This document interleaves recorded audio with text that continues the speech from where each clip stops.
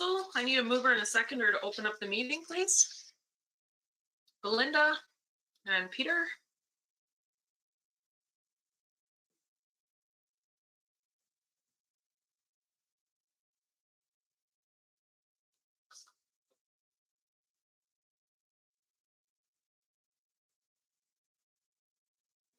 Okay, moved by Belinda Kistemaker, second by Peter Kistemaker. Be it resolved that we do call this regular meeting of council to order on Wednesday, November 10th, 2021 at 6 p.m.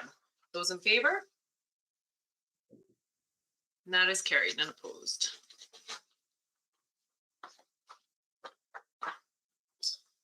And the next item on our agenda is the Indigenous land acknowledgement, and Councillor Paroff, you're up. Thank you. Thank you, Mayor. I'd like to say the Council of the Corporation of the Township of Hornepayne would like to begin by respectfully acknowledging that the land on which we gather here today is the Treaty 9, 1905 to 1906 territory, the traditional lands of the Indigenous peoples. As we work towards reconciliation, may we all live with respect on this land and live in peace and friendship with all its diverse peoples. Thank you, Councillor Paroff. And moving on to number 3, review and note any changes of agenda. And we do have a change. Gail, I hand that off to you before I put the motion forward. Yes, thank you. So just when we were doing the agenda, we just forgot to add on item number 11.17 under information only, and it's the quarterly operational report for the water treatment plant, wastewater treatment plant from Aqua. Okay, thank you for that. So if I can get a mover and a seconder for the amendment, please. Drago and Belinda.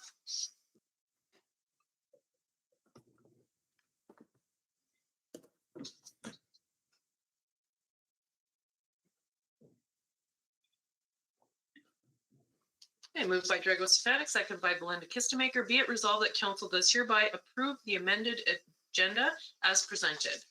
Those in favor? And that's carried and opposed.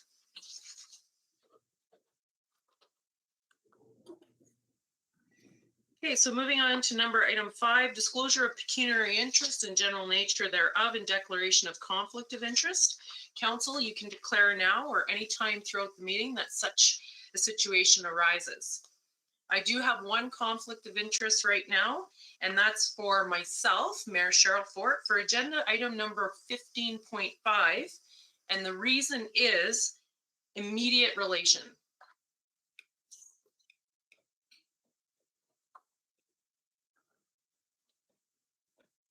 And just to clarify, Gail, on the virtual, do I just turn my mic off and my camera off during that time? Or just my mic, or?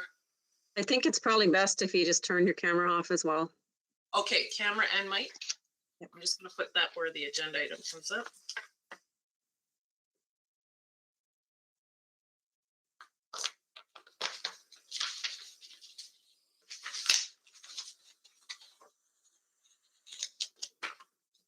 Okay, so no other conflict of interests, and we'll continue on to item 6, adoption of the minutes. If I can get a mover and a seconder from the October 13th minutes, please. Peter and Belinda.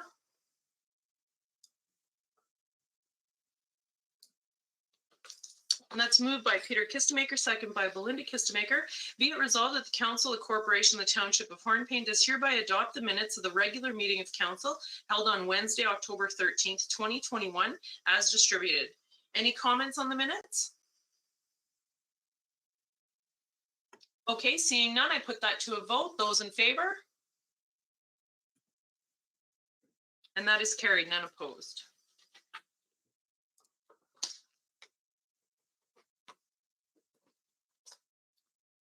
And our second set of minutes is from Wednesday, October 27th. If I can get a mover and a seconder, please.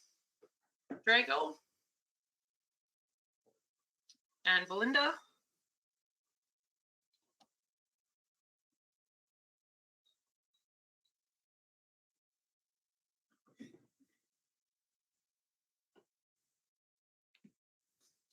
Moved by Drago Stefanik, second by Belinda Kistemaker. Be it resolved that the council, the corporation, the township of Hornepayne does hereby adopt the minutes of the regular meeting of council held on Wednesday, October 27th, 2021 as distributed.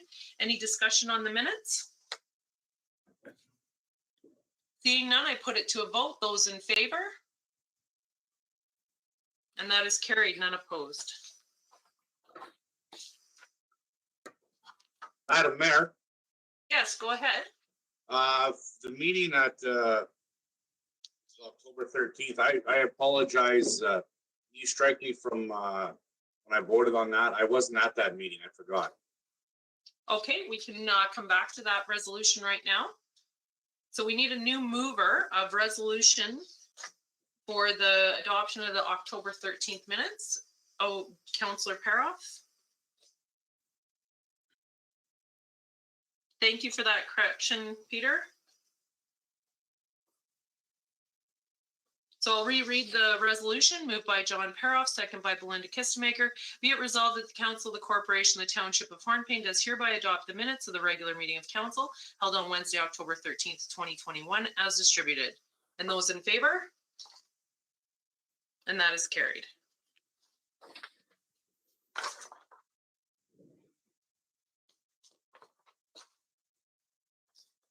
Okay, moving on, 7 and 8, there are no items. Item number 9, managers reports. If I can get a mover and a seconder, please. Drago and Belinda. Moved by Drago Stefanik, second by Belinda Kistemaker.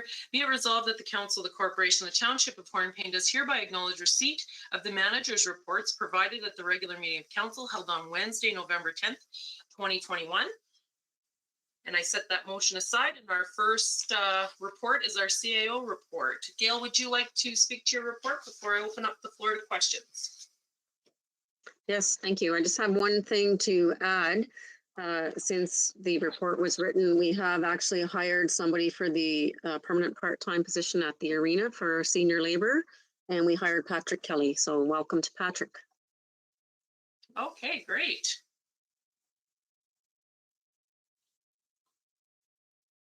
You're coming on board a great team, Patrick. Okay, so I'll open up the floor to questions or comments on the CAO's report from council. Go ahead, Councillor Paroff. Thank you, Mayor. I'll start. Gail, great document, very lengthy. You're busy, understood. Can you elaborate a little bit on page 2, the 4th paragraph, the connection between the HHC board and the ADSAB? Paragraph starts with Mr. Bell presented some data. Oh, yes. When we met with the Ministry of Municipal Affairs after our delegation, I can't remember at which conference it was at, but anyways, they had offered to, excuse me, to kind of segue our discussions about housing between the Hornepayne Housing Corporation, the township, and the Algoma District Services Admin Board. So we kind of held off on having that meeting and having ADSAB come to a council meeting because we want to do it when the HHC board is ready to sort of at that stage to think more about beyond other than what they've been doing with the transfer of the building, so that we can invite the Hornepayne Housing Corporation board to the council meeting and everybody can get the same information and hopefully make some decisions together with how everybody wants to move forward. So it was just sort of tying in when the board may be more ready for that. Okay, thank you. Okay, I'll just follow up to that comments that Gail made.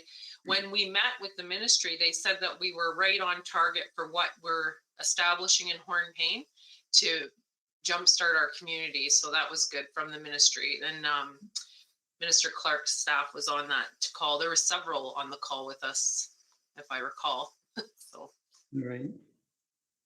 Okay, thank Any you. further questions, Councillor Paroff?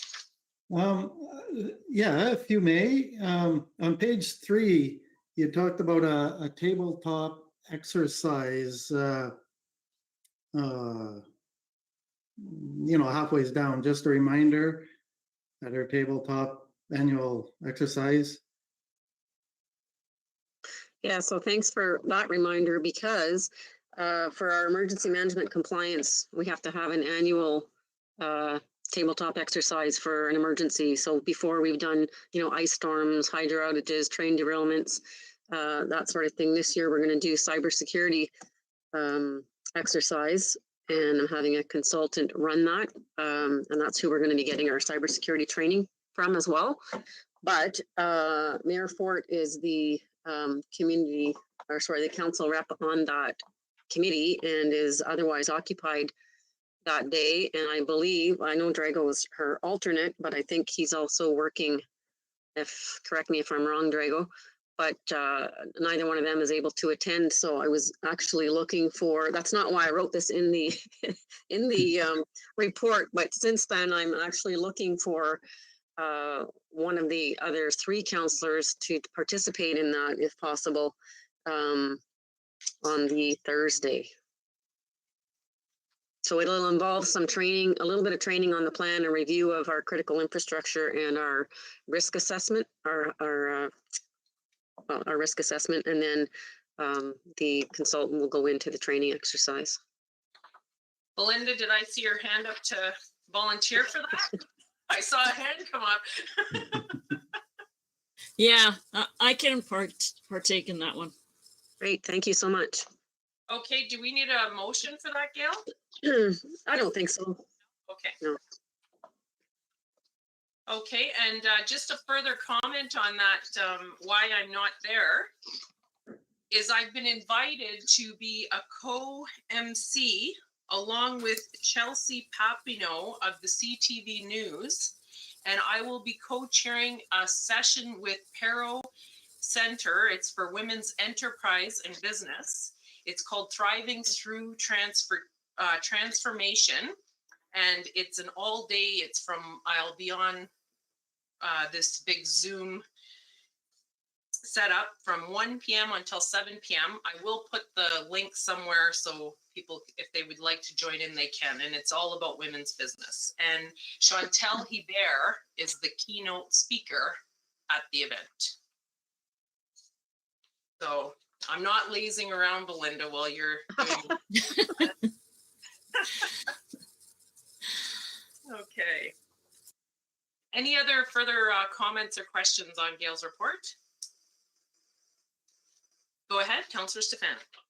Yeah, through Mayor Gail, a solid report as usual. I'm looking at the second paragraph from the beginning and the choices of choosing grants. And I like the one with the CCTV for the sewer system, because I think that's crucial to go there. I mentioned that a year ago because I think there's more troubles below the ground than we expect. And I think most municipalities are going that route now before they start digging. So I think it's a great decision on behalf of you and your team. Thank you. Thank you, Councillor Stefanik. Any further comments or questions on the report? I just have one comment. I noticed that you're away during our next meeting, and I'm gonna end up having a conflict. So I'll bring that up in Melissa's report, just because it's mentioned the budget meeting in that one, or the next regular meeting. That's my only comment. Thank you, Gail, for your report. And I want you to have a great holiday. Okay, so we'll move on then if there's no more further comments for Gail. And we're moving on to the Client Service Manager's Treasurer's Report. And I open up, Melissa, would you like to speak to your report before we open up the floor for questions? She's actually on vacation. She's been on for the last week or so. Oh, okay. Yep. So will you floor any questions then on that? I can try. Okay. Council, do you have any questions or comments for Melissa's report? Go ahead, Councillor Stefanik. It's just a comment I noticed under 2022 revenue expenses, Ontario Municipal Partnership Fund. It went from $589,500 down to $574,500. That's a few dollars less, obviously, but it's noted. Yes.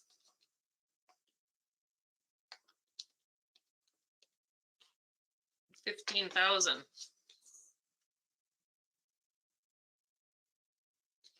Any further comments or questions? Oh, we lost John. Is John not here? Yeah, I'm here. My camera just turned off. Oh, okay. Okay. If there's no other further comments, I do have a couple to note. I want to just, I was trying to look up at when the fall economic statement came out. I think it was the 22nd of October, if I'm remembering correct. And I noticed in the information only that Melissa was on the ball, emailing on the October 18th to MPAC to find out what they were doing.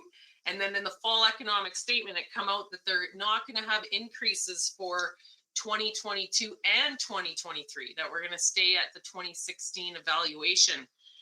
So I'm wondering if AMO, this was my question to Melissa, was if AMO or any other the other agencies going to give support on the impact of that over the course of the next few years? Like, will it be, would the suggestion be to use our stabilization levy to kind of navigate those waters over the next 2 years? Because we could see significant tax increase to our, tax rate increase to balance our budget, possibly.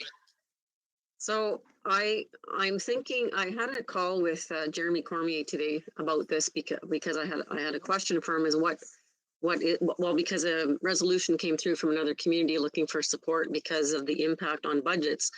And I'm thinking that maybe you and I and he can have another call, because I'm not going to be able to explain it the way he does.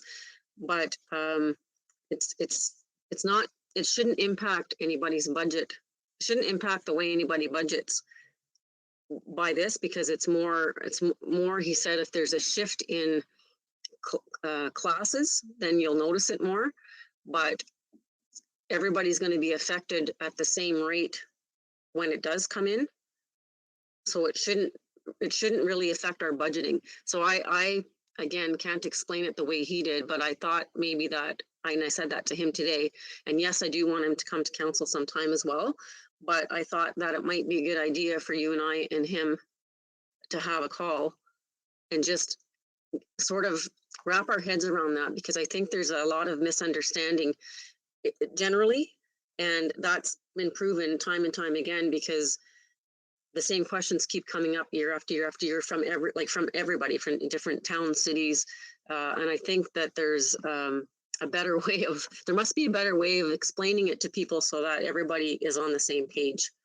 So I thought that might be a good thing to do, because that was a concern too. Well, okay, so what if, just for example, my house increased 10,000, 10,000, 10,000, 10,000, say it was going to do that over the last 5 years, and then all of a sudden it didn't, but now it's going to go to 50.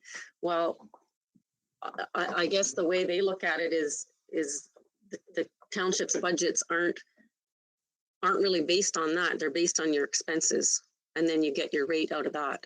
So obviously he can explain it a lot better than that, but because everybody's going to be sort of increasing at the same rate, which is right now 0%, or it's going to be 1%, or it's going to be whatever, it doesn't really, all that's going to do is spread it out differently. So I mean, I understand it better when he's saying it, and I said that to him, trying to repeat it now is a little bit probably confusing, but I understand what he's saying. So it's not, I don't think it's going to have as much of an impact as people think it's going to have. Yeah, my concern is that in 2024, when the new evaluation date does come, and we have that new evaluation, and we know across our community that property values have gone up significantly, that this case will happen. So we're going to see our tax rate probably decrease. It could, like if we end up with, double our valuation, well, That's we right. have to do something. So what I would love to meet with them, and then we can invite them to council. I think that's a Yeah. great idea. If council's Yeah. on board with that, of having Jeremy come to a meeting, because this might be an opportunity where we look ahead and do that bigger, longer plan for our tax rate. Yeah, so he's definitely willing to meet with us. He's willing to come anytime, or like he could come now, but I also said to him, I want him to come and do another community, but I'd like him to do that one in person because not so many people will join a virtual setting. And it's likely going to be the same people that we consult with on other things, and they're maybe a little bit more aware of what's going on anyways. Like we need to help get it across to people who we don't normally see. So he's definitely willing to do that too. It's just a matter of when, right? Okay. Do we want to, when were you thinking of inviting him for a community meeting like that? Do we want to pair that with the mayor's address in January, or where people are coming out already? We can't, as long as the settings are okay, the social distancing and all the protocols are okay, we could do that. Okay. I Well, think we'll we find kinda have to. travels in the winter and that sort of Yeah. thing. It is Yeah. treacherous sometimes as well, so. Yep. Okay. Was there another time that you were thinking of, Gail, to invite him? Well, I just thought that if we can't do it in person earlier, then it would have to probably be after that, whatever, March, April sort of thing. Okay.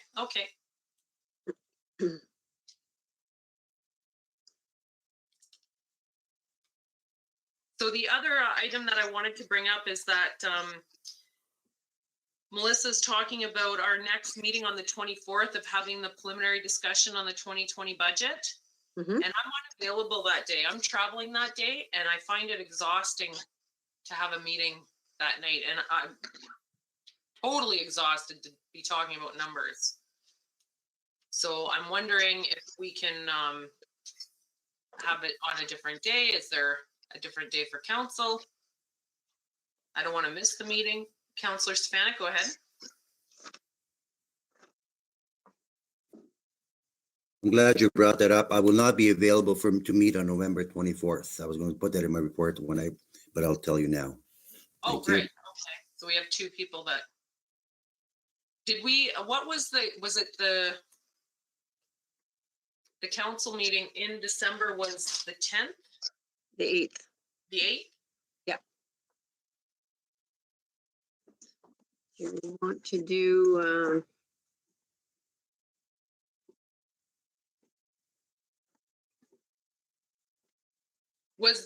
That was a regular scheduled council meeting though? Because she says that in the report? Yeah. Okay. That was a regular, yeah.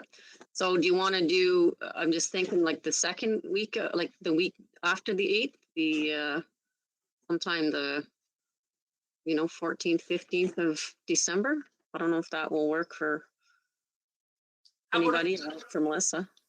Okay. Or can we move to the 1st? Or The I thought there was a reason we didn't do, oh no, that was the mayor's group. I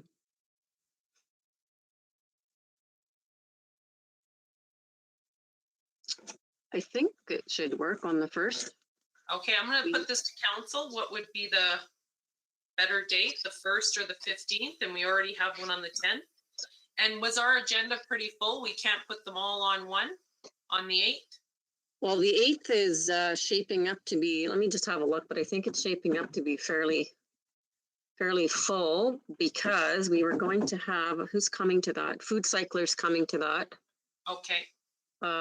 Just hang on a second. I'm just going to pull it up. Yeah, we don't want it too heavy. We want to give Melissa the time so she can present and show us. Yeah, and I've got some election stuff I need to do on that, not do, but I have some bylaw that needs to be done, I think. I have to look at those dates again, but I think I do. Hang on here. I would be more apt for the first, just because that's closer to the date it was. And as we get closer to the 15th, that's more into Christmas and people are, Yeah. No, the first, I think the first should work if it works for everybody. I think council, I'd rather not kind of throw that onto the 8th because it just kind of makes everything so congested. yeah. Drago Stefanik, or Councillor Stefanik, or Yeah, through Mayor, yeah, I think first is more appropriate, but everything is said and done. Thank you. Okay, first. If we can just get a general consensus that people will be on the first, it's imperative we're all there. John, you're there? Yeah, I could be there. Is Okay. it my understanding that the 24th is canceled then? It will be on the first? Or Yes, we're okay. moving, yeah. I'm So fine. we'll have to set a special meeting, which we don't have a resolution for, but we can write one up. Okay. Yeah. Or can we just reschedule the regular meeting to from November 24th to December 1st? Can I say that? You can either way, as long as it's on resolution, by resolution.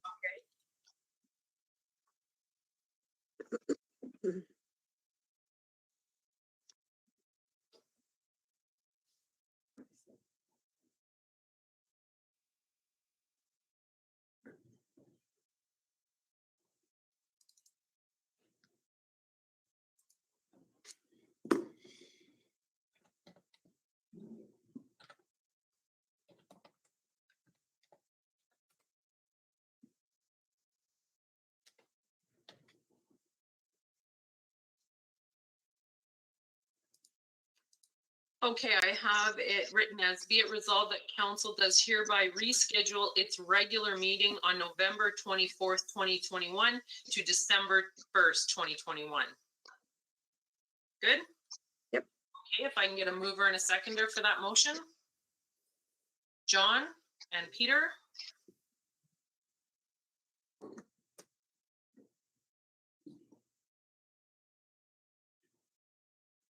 Moved by John Paroff, second by Peter Kistemaker. Be it resolved that council does hereby reschedule its regular meeting on November 24th, 2021 to December 1st, 2021. And those in favor? And that is carried, none opposed.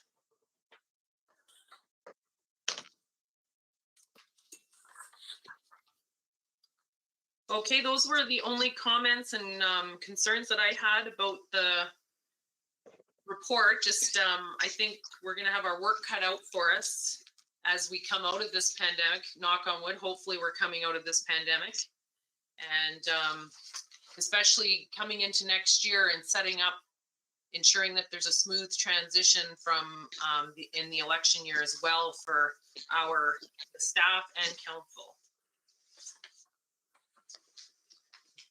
Okay, so moving on, if there's no further comments or questions to the Treasurer's report, we'll move on to the Public Manager's report, Public Works Manager's report. And Dwayne, would you like to speak to your report before I open it up for questions or comments? I just have a couple of things. Our stormwater drains, we just finished them cleaning them out today, so we're ready for spring. And also we had another curb stop repair, which was successful this week. Oh, good. Was that done in-house? Yes. Yeah. Well, with one contractor with a vac trailer. Okay, great. Congrats to the Public Works team. Okay, so I open up the floor for question or comments to Dwayne, our Public Works Manager from Council.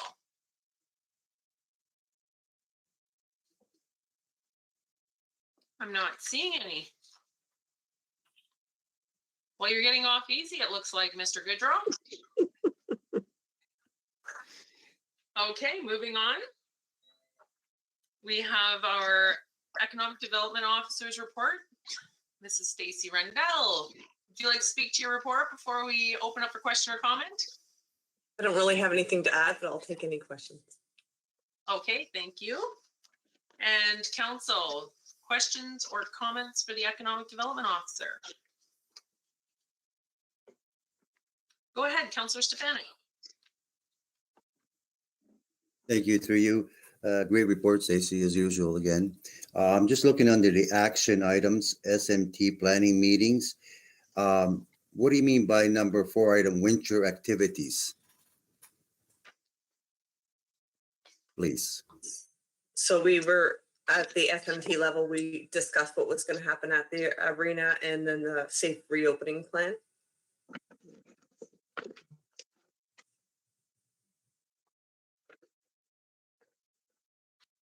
Does that answer your question, Councillor Stefanik?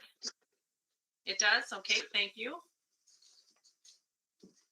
Any further questions or comments for the Economic Development Officer? Okay, I'm not seeing any either, Stacy, so you're getting off easy too. Okay, we're moving on then. I don't have any either. Okay, thank you for your report. All of the reports that we received, keeping us up to date. Thank you for that. And I'll set the motion to a vote to accept those reports. Those in favor? And that is carried.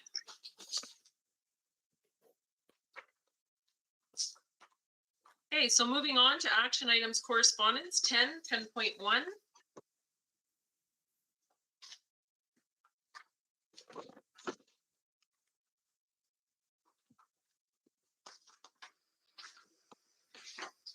Okay, Gail, would you like to speak to this first, or Dwayne? Oh, I didn't realize my mic was still on. I think, well, between Dwayne and Kevin Saber and the CV chief building official, we're mostly dealing with it. So I think Dwayne's probably the best person to speak to it. I mean, I can provide clarification if need be or support. Okay, Dwayne, you have the floor. I think most of it's in the report, basically what our findings are. I'm open to questions, or if anybody has any questions. Okay, I'll open up the floor to questions for Dwayne. I do have questions. I'm just trying to find my paperwork, but I open it up for council.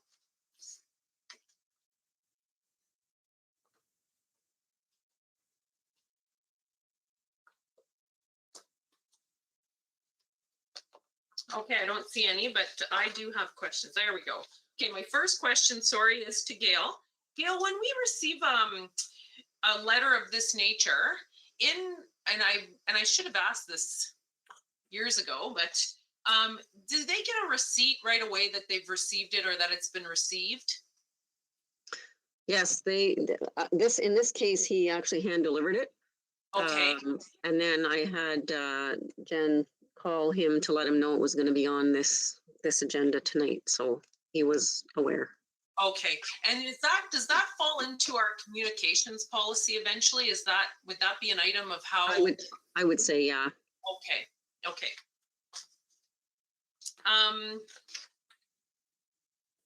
So I had a question between Kevin's report and Dwayne's report about culverts not being regulated for parking.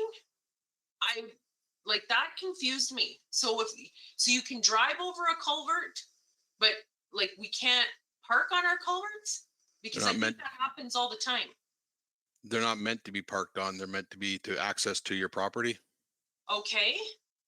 Not that's going to affect the culvert, but it's not meant to be parked on. Okay, so there must be, is there a grade of culvert that you could park on? I do not know. Okay. Just reading reports, would that have been the easiest fix to put the culverts in so that we could extend parking on Willow? If you park on top of the culvert, you'll be impeding the roadway, and you're gonna make it difficult for us to clear snow and everything else because the vehicle will actually be at the roadway. Okay, because my understanding when I was trying to envision this, so I just need some clarity, and I know that yourself and Kevin were down there, is so by putting the culvert in, and I thought that it would bring the vehicles right off the road. It would be like another driveway up beside his building there, but that's not right? No, because he still only has 18 feet between the actual edge of the culvert, the ditch, and his building. Okay. And an average pickup truck, like a crew cab or regular box, is about 20 feet. So no matter what he's sticking, out, and you'll never bring your vehicle right up against the building anyway. You always leave 2 or 3 feet of clearance in front of your vehicle. Okay, so that would be pulling right in, like nosing in towards the, like his new entrance area, right? Correct. And did we look at any kind of parallel parking up off the street? You could Like where probably, there's 3 vehicles like that park parallel to his new entrance? you would have to have an engineer come in and design the culvert system there, because we'd be all parked on top of the culvert. Okay. I guess the question that I have is I think we need to just simplify first and find out if there are culverts available that are for parking. Because to me, that seems like a big expense to get an engineer in for, and maybe it is, but then they need to design parking culverts, because I'm sure it happens in other municipalities. Go ahead, Gail. So just to keep in mind that that section of town is not rated for commercial. Like, so if I mean, it's there now, that's fine, but it's not really a commercial zone, it's a residential zone. But he's grandfather, like he's allowed to have his business there, and whether He's he allowed sells. to have he's allowed to have his business there, but I'm not sure that we should be adding parking and whatnot. If I don't know if we can do that. I'm not an expert on the zoning bylaw yet, but I'm not sure about that. Okay, but we're gonna add parking to the front, off Front Street. That's In a driveway, not on the road. okay. I'm just a bit confused without drawings to see exactly what's, because, so my understanding after reading this was that the parking would come off the corner of his driveway or his corner of his property, dug down to the balance of his door. And then there would have to be a retaining wall put up to balance that out. Am I reading this right? Or is that right? We have to protect the hydrant somehow, and also it has a driveway heading into his garage. You'll have to retain that wall somehow. Okay.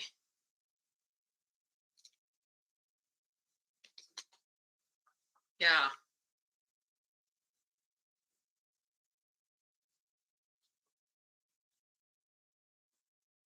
So then so it would be all the cost of the homeowner then with this recommendation, because we're saying the entrance, it would be all to his cost. And then the second one, we're not going to do anything to streetlights? Pretty much, yes, other than we might have to put a culvert off Front Street for him, but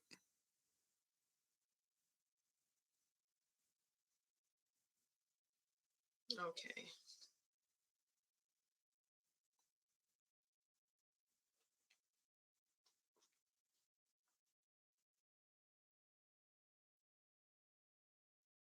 And was any of this discussed? Does this seem amendable to him? was not discussed with him yet. No? Okay. Council, do you have any questions? Are you envisioning this properly?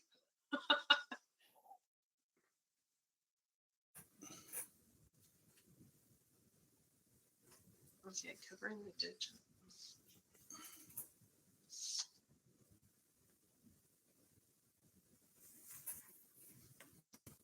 Okay, so the new culvert, it is going in at the corner of the property, right? Or are you extending the existing driveway culvert? The existing driveway culvert is buried on one end, the other end is open. So that has to be dug back out because somebody's buried it in when they did the work in the front yard. And then we may have to add another culvert in to transfer the water further down for the second part off Front Street. The culvert we put on the side of the road is 30 feet long now, but wasn't built into a proper driveway. It's more of a walkway into his place. And Okay, that's on Willow. That's on Willow. on Willow. But the new culvert that's gonna help is gonna go on front. Would have to go in front, yeah. Yeah, okay. I'm just wondering, so that new culvert, so there's some issues with his existing culvert at his driveway, which will be corrected. And then the new culvert will extend across his existing driveway. So it'll extend from that point towards that would be west, I guess, or south, like down the hill a bit. That's It where the would- culvert's gonna go? We down further, yes. Okay, and then there's gonna be parking on his front, like where his existing front lawn is? That would be the ideal spot, yes. One, and then the second parking in the back. Okay, but that's where the retaining wall's going, because it's gonna get dug down to Yes, level, so people are walking level there? yes. Okay.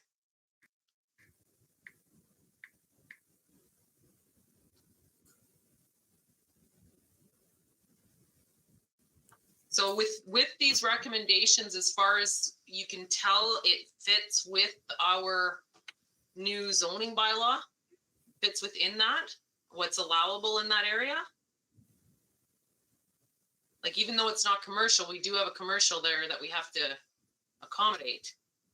Well, he's allowed to keep what he has, but I don't think that they're allowed to, like, just say for residential, if it's a non-conforming residential thing and you want to add something to your house, you can't do that. So I'm thinking we couldn't really do, I'm not sure how much we can do there, but as far as I know, like, there's nothing wrong with adding another culvert. Okay.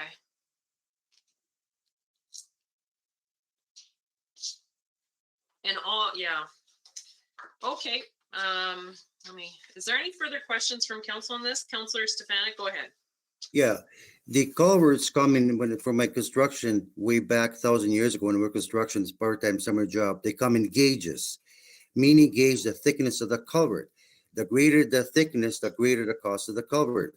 So they could be used for parking or just transferring, but the cost is massively greater than a regular culvert that's used for just crossing versus parking. Number one, my concern would be the fact, as Dwayne indicated, if you have a truck parked there and it's sticking out approximately 2 feet, that's health and safety. I can't see that happening.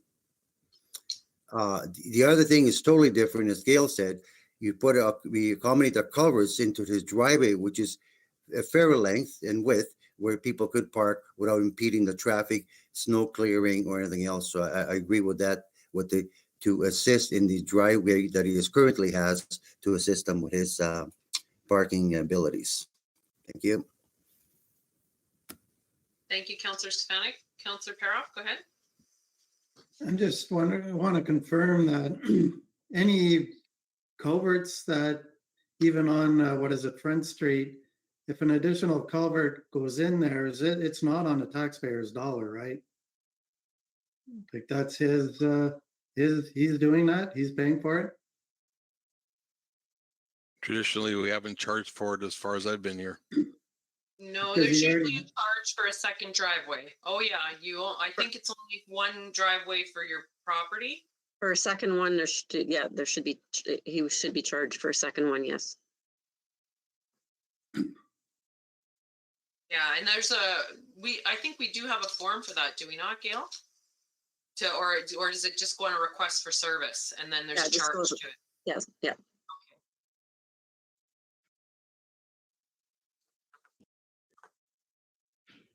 Good question, John.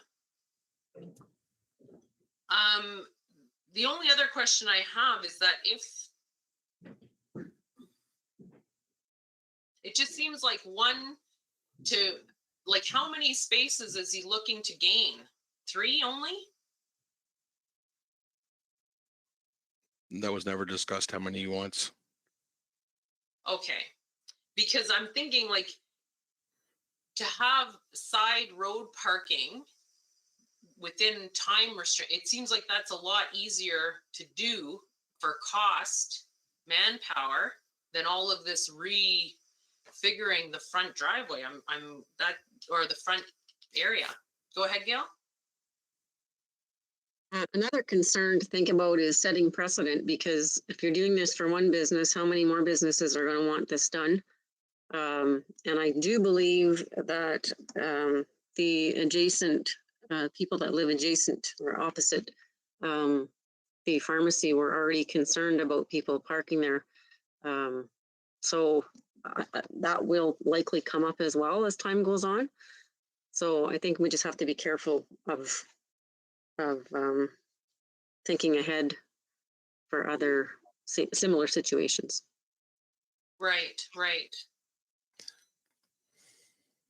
But if the parking was taken right off the street so that it's indented into that property, I would see it would be like less of a risk than like, I'm not talking about backing in and out of there at all. I'm saying you pull in on the side and park on that side of the street. So you're gonna have to come in and park on the right side of the street. Go ahead, John. Well, I'm kind of thinking like it's not for us, I guess, to suggest that, but would it not be a possibility that he put another driveway on Willow Street that goes into his backyard? Yeah, that's a possibility. I mean, Go ahead. Sorry, John, continue. I was just going to add that instead of the township worrying about parking on the streets, that it should be his concern, and that's his priority to use. You can use his backyard. I don't know. I don't know. I'd be more skeptical on letting something like that go than, because then we could be setting huge precedents where we're making parking lots in the backyard. I'm just concerned on that. Go ahead, Councillor Kissmaker, Belinda. So I was trying to figure out what this was all about. So I drove by there a couple of times today, saying that it looks like there's a big culvert that goes in the front where people would go there to park before. So to me, there was 3 places there, if I'm correct. And one went to the garage. When you're going on Willow Street, he's got another culvert where it's leading into his backyard. And then there's another culvert that goes into his into the pharmacy. So saying that, is he wanting people to park in the front and in the back? And maybe he's concerned about people who have a hard time walking and all that going into the side of his building. So then would you put maybe accessible parking in front of there, and then have the parking on the sides and in the front? I don't know. I'm confused on what he's looking for. Go ahead, Gail. Well, I'm just wondering, is it the township's responsibility to supply parking for a business, any business? I don't know. Well, I don't think it's our responsibility, but we definitely have to follow up with a request that Oh, for sure. culverts and that sort of thing, like, For sure, yeah. that's the only thing. It's just, what I'm looking at is I want to provide the safest route. Like, for me, on Front Street, at the way the parking is existing always was worrisome, because you're backing out onto a hill, a blind hill there. And there's no stop sign at the other end. So people are actually, and you could come on to somebody backing out there. On Willow, I'm concerned about having parking like John is suggesting in the backyard, because you're going to have the same thing. You're going to be backing out now onto a residential street with children. And that's why I was more, when I was looking at it, was more looking at, you drive in and it's a indent in. But if we can't park on culverts, or if we can't purchase, and this wouldn't be our expense, this would be his expense to purchase the upgraded culverts that it would take to be able to do that, to park alongside the street. That's where my thought process is going, is safety and how it's going to play out. And this is our pharmacy. And I agree with Belinda that we do need I love hearing the word accessible, except for, because our seniors are going to be using this, or families that have, say, children with disabilities or inabilities to get into walking up and down stairs, or even a sloped area. So I think there are some things that would be of concern. Do we want to, do you think there should be more further investigation on this and we defer it? Council?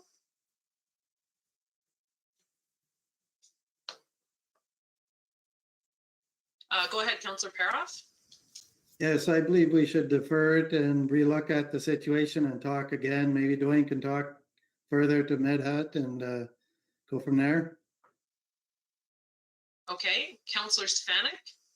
Yeah, I mean, we have limited parking for other business in our community. I think what's the difference there? It's not, we're not going to create a parking lot. We on the as Belinda said, for the access on the Willow side, we could put in half an hour parking for accessibility, and there'd be no issue. People, I mean, I was parked on the street anyways, so what's the difference? The people with that easier access then right off the street, it could be mentioned in a sign, and the signs are not that expensive. And we already did that on the front street.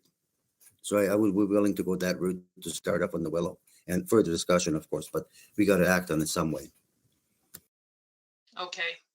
So you thinking, go ahead, Dwayne, I saw your hand there, but I was trying to go in order. Go ahead. Just gotta make sure we remember there's a fire hydrant there too, so we have so much clearance from that fire hydrant. Okay, and where exactly is the fire hydrant? It Right comes beside, from the corner or right beside? right beside the new culvert where he goes into the building. Okay, so it's between the new entrance in the corner of Front and Willow in that Correct. area? Correct. So we could possibly, this is just hypothetical, if there are culverts that can withstand being parked on, extend, say, 2 spots to the other way of the entrance, like further down, so you'd park past the door and then walk to the door, Possibly, yep. possibly, on, like, and that would be his property still, like, close to his property. But I think it would still be it's still, the ditches are still ours. That's our area, is it not? There's 10 feet, I believe, from the property line. Yep. Okay, but if we want that access, it would have to be paid by the business owner. Okay, is there any other thoughts, council? We're getting consensus on maybe looking at this further before making a decision. I think I just want to note, I don't think we're responsible for adding any additional streetlights into that area. Like even on a parking lot, a business parking lot, that would be up to the business that owns their parking lot to provide lighting there. I don't think we need any further discussion on that, or is there discussion from council on that part of the project? Okay.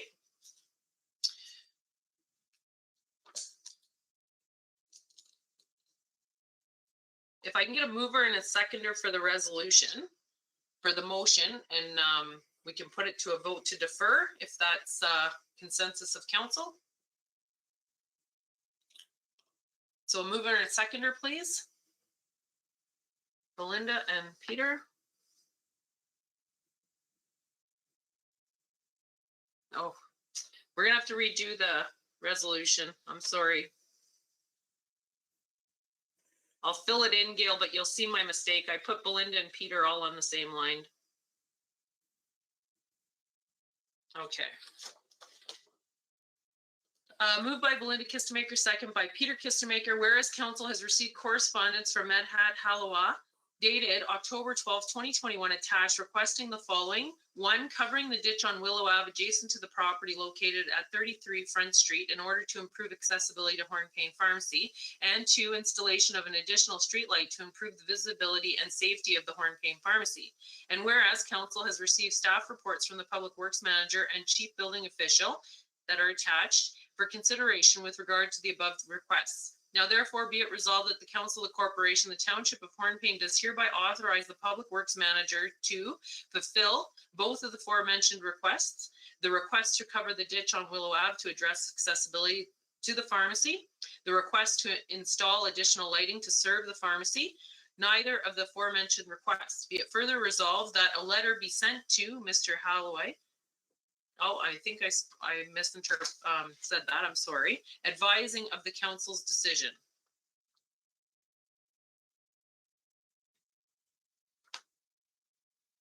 And we're gonna put that up for deferred. I call the vote to put it as deferred.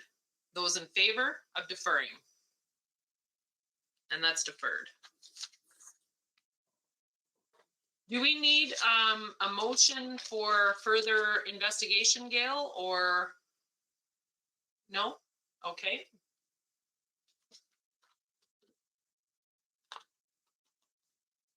Okay, so moving on then, we're on to 10.2. Ontario Good Roads Conference Delegation Requests.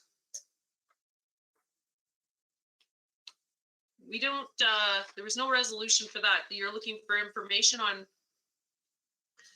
Yeah, at the last meeting, we had the Roma delegation requests were on there. And now since that meeting, the OGRA delegation request came on. So I don't know if there's anything, if you want to split them up or if you can think of anything particular that would best suit the OGRA conference or. is there anything that's imperative to meet with them? Because I'm under the assumption on the next one that will Dwayne be going to Good Roads? Yes, Dwayne, actually, that was appointed at the last meeting for Okay. Dwayne to go. And if I'm not mistaken, at that time, nobody else had put their name in for that. But since then, Jen has expressed interest in that, which I don't have a resolution for tonight, but we could get one for the next meeting or we could add it to that big long resolution. Yeah. I don't think that conference, I don't think is on there because we did it at the last one. Okay.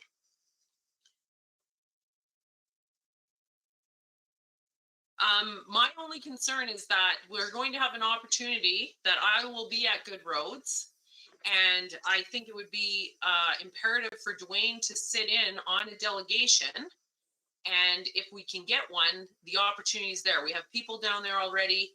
And what can we, and we do, we could talk to the Minister of Infrastructure about our airport. We could let them know about that. The situations that have arisen from that, that would be one. MTO would probably be there. I'm not sure. We could have a discussion on roads and getting the funding for that and what do we need to have in place, and we can get the ball rolling on that, on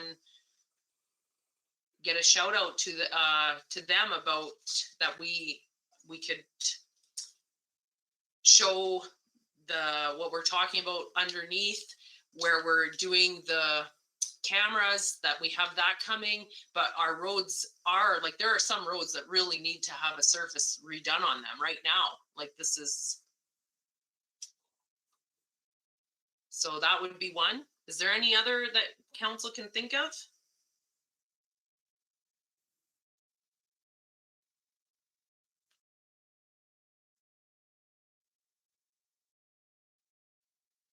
Belinda, go ahead, Councillor Kistemaker.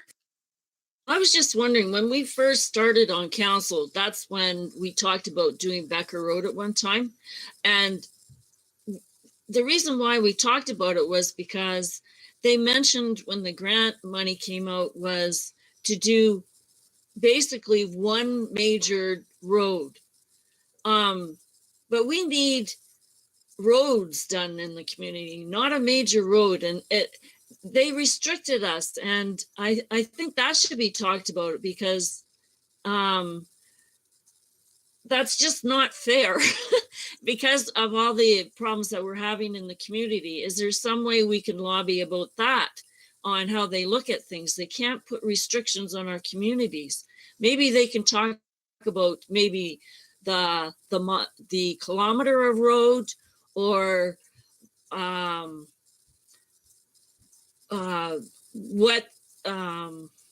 even like when you look at our roads, we have to talk about what's underneath the road, which is our piping and all that.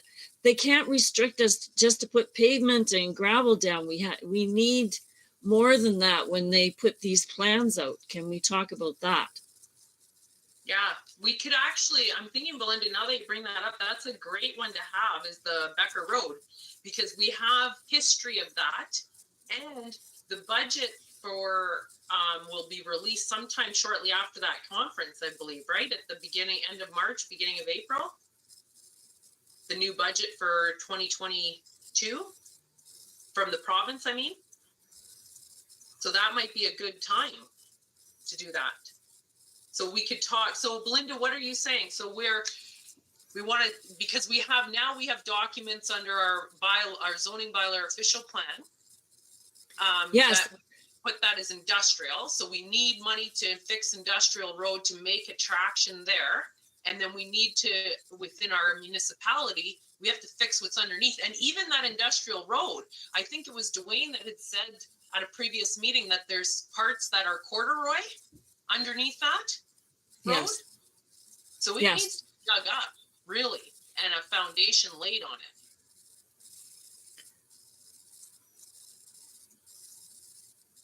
I think I want to get across that they can't restrict us. When it comes to a road, it's not just the surface, it's what's underneath that needs to be looked at, and don't restrict us to like one major road. We have roads. Okay.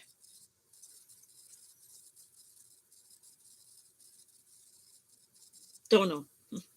No, that's good. We need that. Well, that's what was in our discussion the last time, right? We would have went after the roads funding and it would have sat in a bank account till we figured out the water funding. And Exactly. And there's a good question too. Has big money come out for water mains underneath there? I don't believe so. Gail, that's a question for you. I don't think there has been anything since that road, like to bank it. Well, the green stream did have some money out for that type of stuff, but we weren't successful in that application. And whoops, oh shoot. And all like the investing in Canada, the first one, I'm just trying to think if it was water and wastewater or just wastewater. But anyways, you have to choose one or the other. You can't do both, right? And our wastewater at the time was in more need. So before that, it was the OSIF funding, which we did 2 rounds for the wastewater plant, but they were capped at 2 million each, which really you can't do a lot with $2 million anymore. So nothing since the wastewater funds for OSIF in that department have come out yet, though. So I don't know if hopefully they'll be coming out soon, but. And there's no distinction in the funding that we're in Northern Ontario to Southern Ontario. Like that $2 million cap is for London and is for Hornepayne, or not London because it'd be a different, like a smaller Simcoe, Ontario and us. As far as I know, the only one that would have been different was we got the airport funding under the Northern, and forget what it was called, Northern Rural Stream or something like that. But as far as I'm aware, all the other ones were equally available. Because that drives up our costs too, is just location, trying to get the material. Okay, so is that enough information for you, Gail, for submitting some delegation requests into them? So you're just looking for Ministry of Infrastructure, correct? Yeah, well, and then the Ministry of Transportation, I don't think, would they have anything to say about our industrial road? No, no. It would be provincial stuff and connecting communities and things. Unless we want to complain that we don't get connecting links. Because we don't, right? Well, we haven't, because we can't really apply for both same thing, above ground and below ground. And to apply for a bridge that isn't really in that bad a shape yet is not. So yes and no, we haven't gotten it when we've applied, but I think that we've basically been told our bridge isn't in bad enough shape. That's why we're not getting the money. Right. We'd like to do the strip, but then we need the money to do the underground as well. So you're kind of back to that circular, discussion. So. But who funds that? The connecting links, is that? MTO. MTO. So maybe we should have a discussion about that, basically reiterating. Yeah. And hopefully the 2 ministers can talk. Yeah, get them all in one room. Yeah. We want to have a a joint delegation. And here's what we want funded. We've already got the contractors. They're willing to start on April 1st. Okay. Any other further delegations that council could think of? Okay, then we'll move on. And you don't need a motion or a resolution for that, Gail? There's nothing attached. Okay, so 10.3, nomination for the Good Roads Board. I have told Good Roads that I would like to continue on.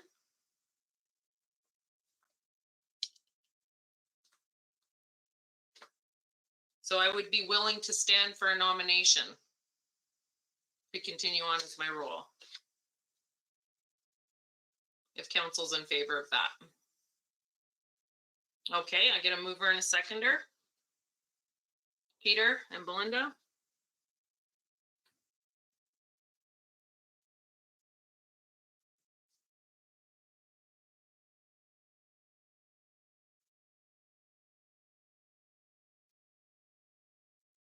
Moved by Peter Kistemaker, second by Belinda Kistemaker. Be it resolved that council does hereby nominate Mayor Cheryl Fort as a representative to the Board of Directors of the Ontario Good Roads Association, OGRA, for a 2-year term ending February 28th, 2024.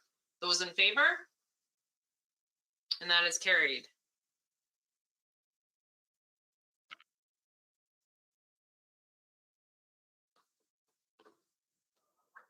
And thank you, council, for that. Okay, moving on to 10.4 is a request for support. If I can get a mover and a seconder, please. Councillor Stefanik, Drago Stefanik, and John Peroff.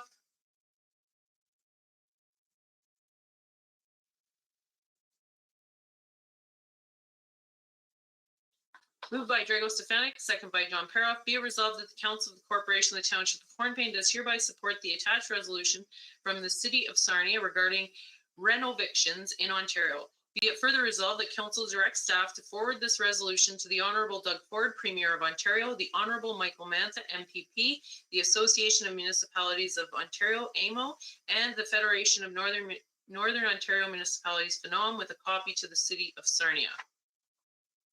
Those in favor? And that is carried.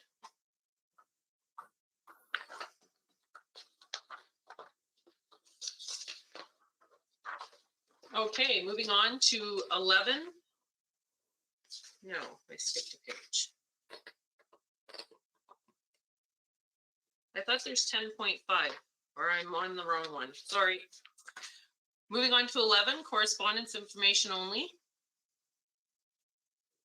If I can get a mover and a seconder, please. Peter and Belinda.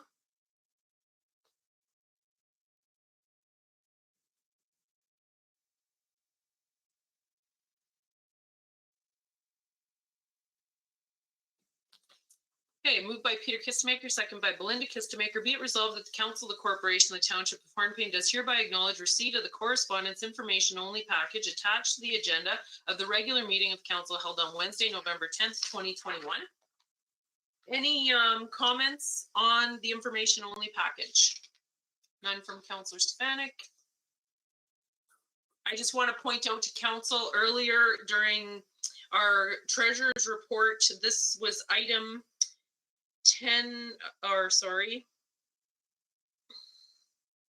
11.19 and 11.10, I believe. No, sorry, 11.10 and 11.11.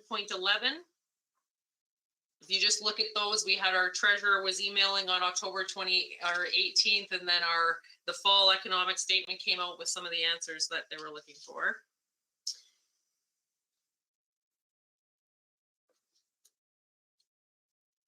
And there's nothing to highlight, Gail, out of 11.14 for the engineering report that we had discussed before. The final report is in. I don't think there's anything too pressing unless Dwayne has something that he wants to speak to, but I didn't see anything too pressing. Dwayne, did you want to comment on 11.14?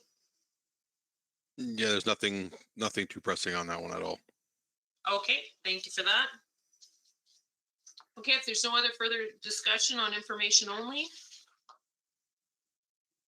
Okay, I'll put it to a vote to acknowledge receipt. Those in favor? And that is carried.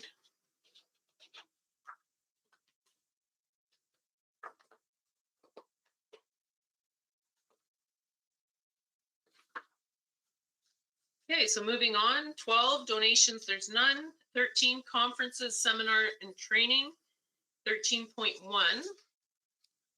So there's a resolution for several upcoming meetings or conferences. If I can get a mover and a seconder, and then we can have discussion. John and Peter.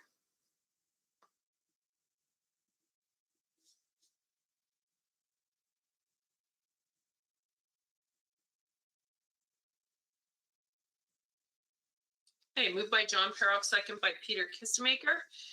Be it resolved that the Council of the Corporation of the Township of Hornepayne does hereby approve the expenditures to be incurred by the following to attend the following annual general meetings and or annual conferences. And we have the list for EDCO, Noma, the NOM, FCM, AMCTO, and AMO, Tourism Industry of Ontario, and Thunder Bay District Municipal League. I won't read them all out now because I will read the full resolution when it's once we've discussed it all. So Economic Developers Council of Ontario, that's Tuesday, February 8th to Thursday, February 10th. Are we looking at sending any staff there, Gail? Oh, sorry, go ahead, Gail. Yeah, sorry, I would like to send Stacy, please. Okay.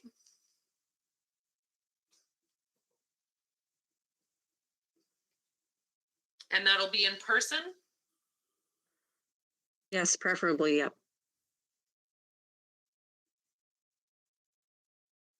Okay, any further counselors that would like to attend? Okay, not seeing any. Go ahead, Councillor Kistemaker.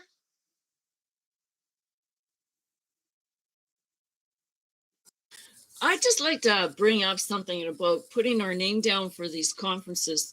I ran into something going to the last conference. It was with the Sustainable Communities FCM conference.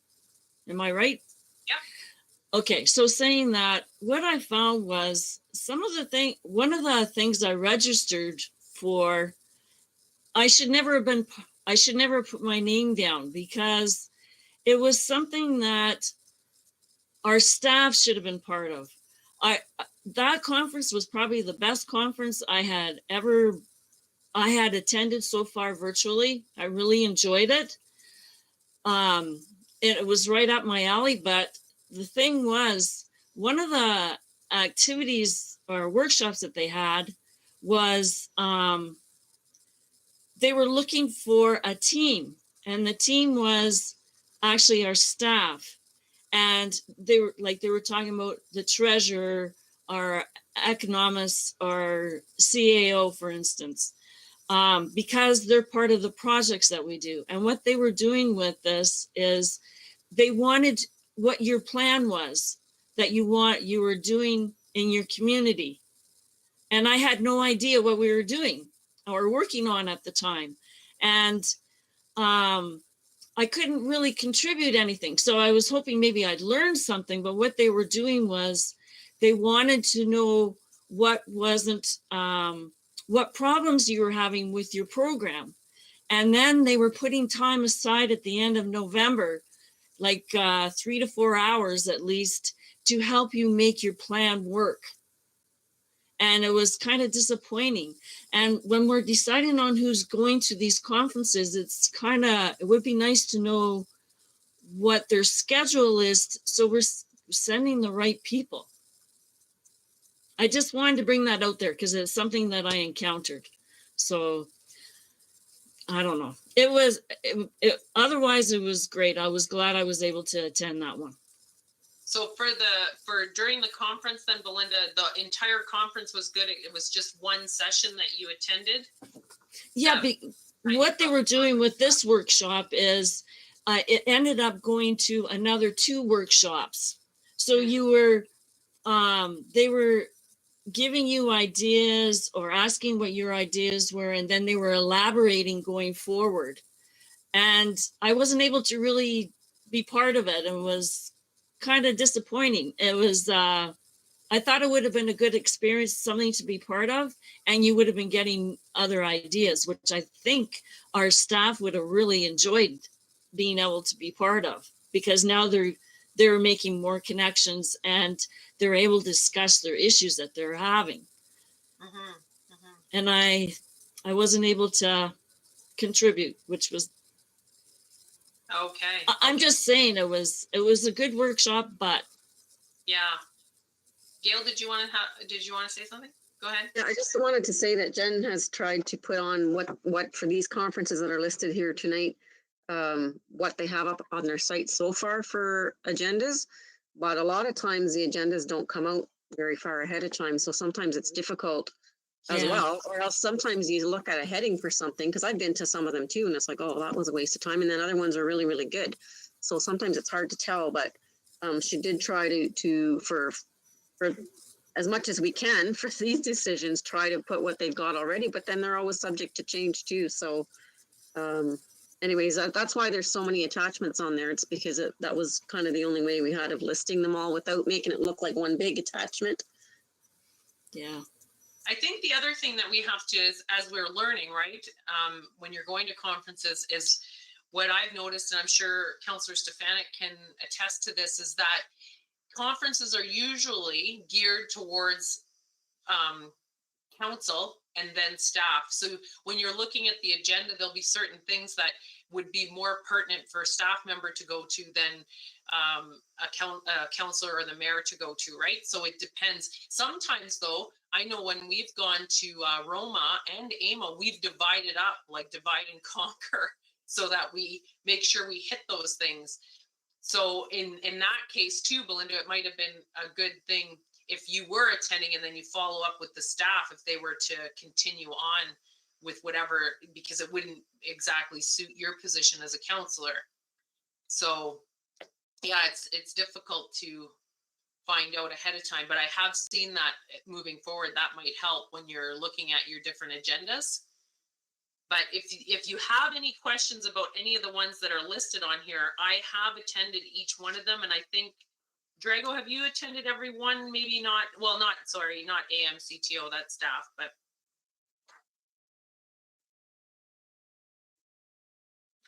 Through you, Mayor, I attended Phenom, of course, which I enjoyed, and I plan to attend again. I attended AMO. That's the only 2 major ones I attended. I did not attend in Northwest or anywhere else. Okay, thank you for that, Drago. Okay, if we can continue on then. So just to follow up, Belinda, did you have a suggestion, as I guess just trying to get the information as we get it?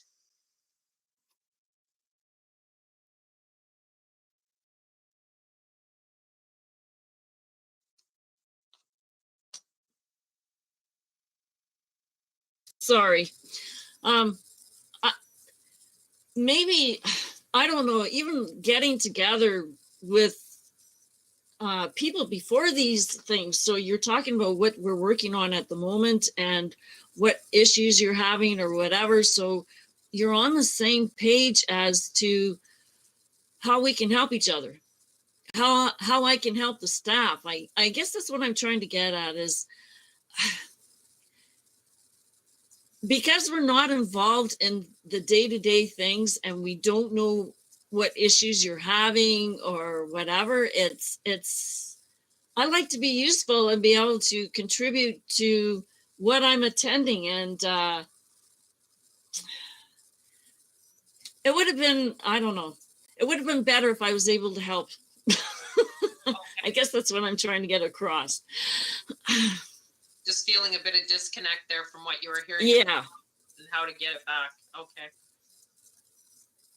Okay, thank you for that. I'll keep it in mind when I'm talking to other people that attend and ask them what they do in their municipality to bring back some of that information. Because there could have been, the other thing too is to forward any type of links to that might be pertinent to Gail, and then she can distribute it to the staff as she sees fit. That might work, Gail? Yeah. Okay, so moving on then, we're looking at Noma, Northwestern Ontario Municipal Association, which is happening in April.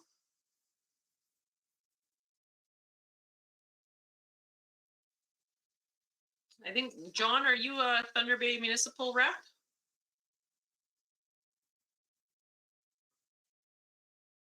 Yes, I am. So yes, I could put my name down for that one.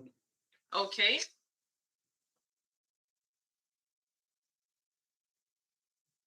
Joan Peroff. I don't see any other takers. Phenom. Councillor Stefanik.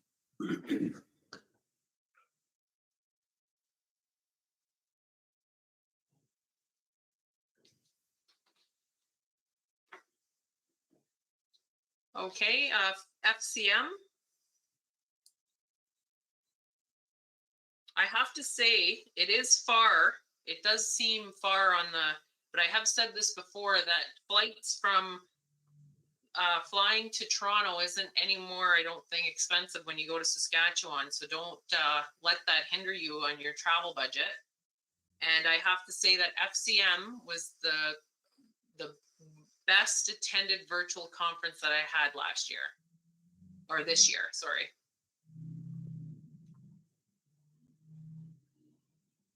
Go ahead, Gail. Just wondering, you have been to all the conferences. There's a few I haven't been to. So just your insight on, for example, Phenom, FCM, is it worth a staff member going to those types of conferences or not? We don't want to miss out on stuff that, like Melinda was saying, if there's stuff that we should be picking up on, but I've never been to either of those, so I'm just not sure what the kind of the focus is. Yeah, I think, well, Drago can speak to Phenom too, but it's definitely, Phenom is a more intimate conference. It's smaller. You definitely have more socialization. They do have a small booth, so you get a lot of one-on-one. Like I had talked to the Ontario Energy Board there, IESO, and there's fewer people, so you have much more time. That's a big difference. I'm not sure, Drago, if you, and you do see both elected officials and staff. Councillor Stefanik, go ahead. Yeah, the mayor is correct. There's a mixture of staff, referring to CAOs, public works managers, economic development. So there's a good mixture, and council mayors and councillors as well in there for you.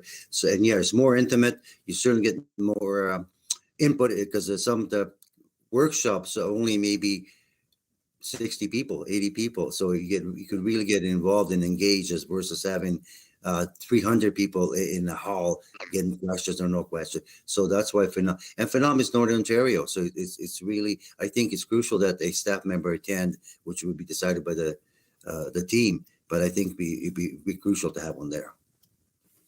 Okay. Yeah, and the other thing I would say to that too is you hear a lot more of, whereas AMO, we don't really hear of the local issues that pertain to us, because we get this mixture of city and rural and urban, but there it's more, you hear things that are happening right in our community, and then you hear what they're doing, and they're having similar issues and all of that. So Great.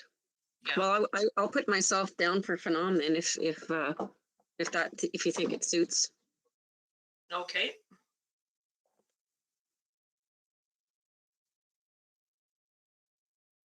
Yeah, and I would say that Noma is very similar to Phenom. The only, no, there was a bear pit at both of them too. That's the other thing too. When they had the bear pit at Phenom, you're sitting like 2 tables away from the ministers, and you get more opportunity to ask questions. Like you saw at AMO, we didn't get up to the mic, and there's only maybe 15 questions get asked, or 10 or whatever. And yeah, and you're closer to the person asking the question, you pull them down. You don't get the right answer, right? Yeah, clear and concise, people. We want to ask as many questions as possible. Yeah. Okay, so we'll move on then to FCM, or we're still at FCM? No takers there. Gail, go ahead. Me again. I'm thinking Stacy would be good for that, and possibly Dwayne. I don't know. I haven't talked to them about it, but just listening to what Belinda was saying, and I think that might be a good fit. Okay. Do you want me to put the names in and then you can talk to your staff? They can always Sure. decide. Sure. I think the one benefit of Phenom is you're going to meet municipalities that are in our climate. Mhm. That's a key. Like it's so then you can, especially with Dwayne talking to other public works people and seeing how they manage the different issues, and especially smaller communities.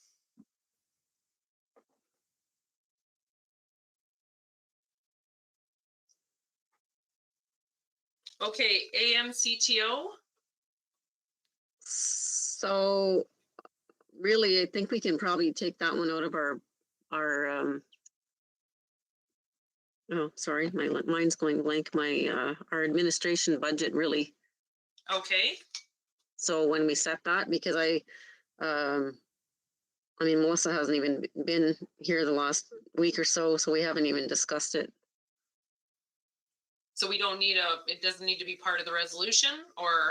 I don't think so, because if we set the training budget, travel training budget for administration, we can just do it out of there, Okay, I think. okay, I'm just gonna cross that right off of there then. Okay. Okay, and AMO, Association of Municipalities of Ontario.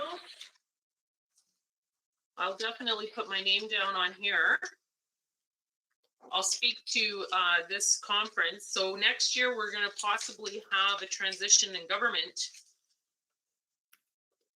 And I think it's imperative to go and put your best foot forward, depending, even if it's the current continuance.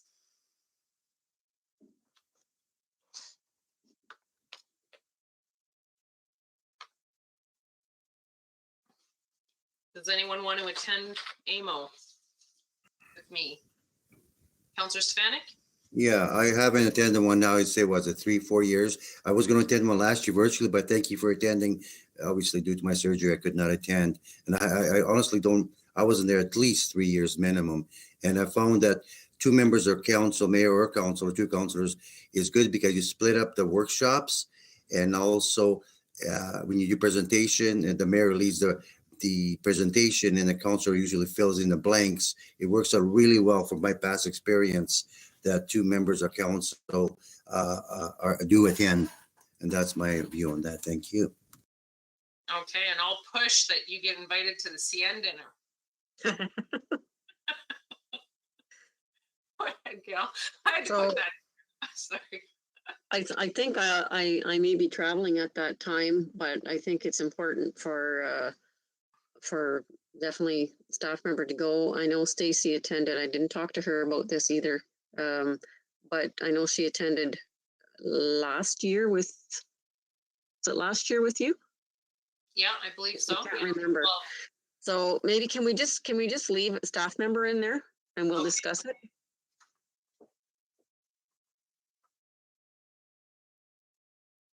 okay, staff member I have. Okay, perfect. Okay, and then moving on to Tourism Industry Association of Ontario. And this is in Huntsville.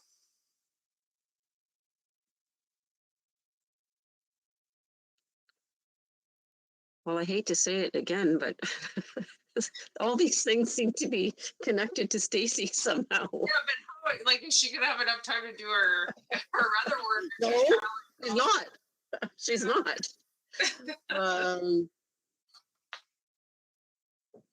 I don't know, maybe we could send deputy clerk. I don't know. Okay, I think it is imperative that we make connections because we want to develop the tourism trail, right? Center of Ontario. And I Yeah. think we're just in a prime location for tourism.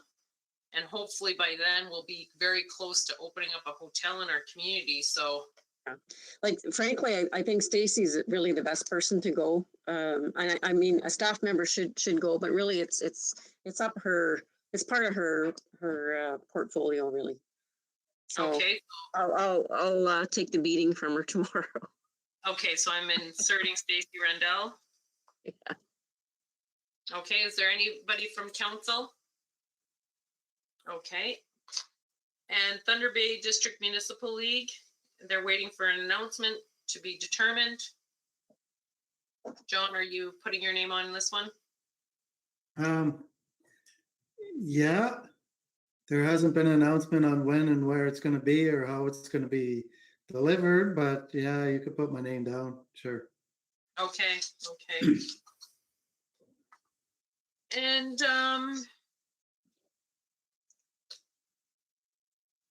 okay, so I leave that as that. Is there any further discussion? Go ahead, Gail. Sorry, I'm going back and forth here, and I apologize. I'm not very organized about this tonight, but I just didn't get a chance to really give it much thought. But if you're looking for a staff member to go to Noma, maybe that would be a good experience for Jen. Okay.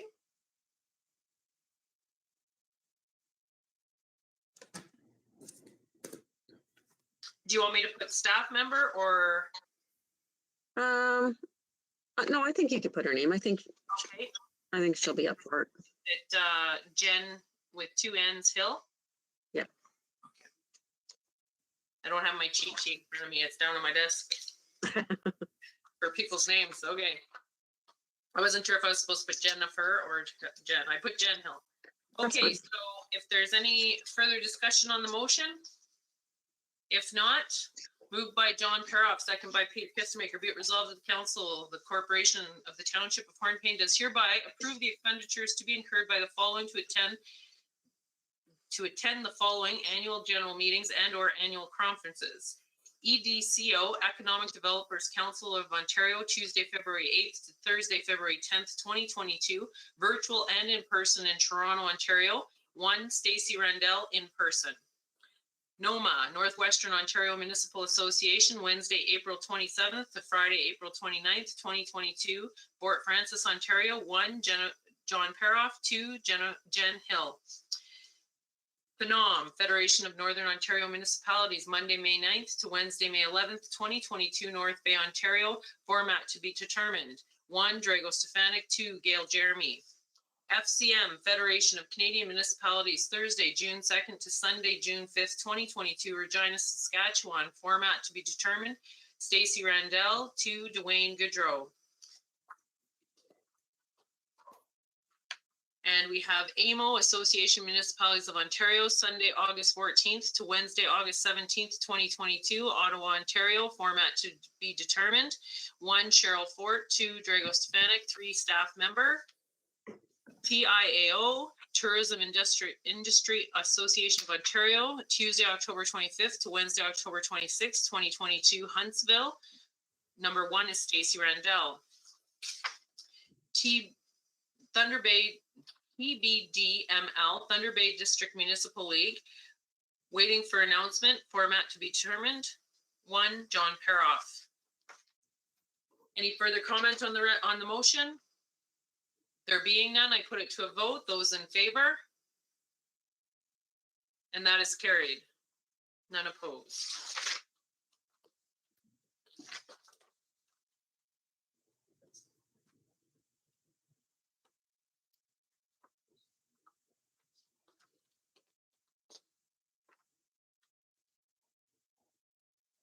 Okay, so 13.2 all the way to 13.9 is all included with what we just talked about. So we're moving on to 14. 14.1 is the Hornepayne Public Library Committee reports. If I can get a mover and a seconder, please. Belinda and Peter.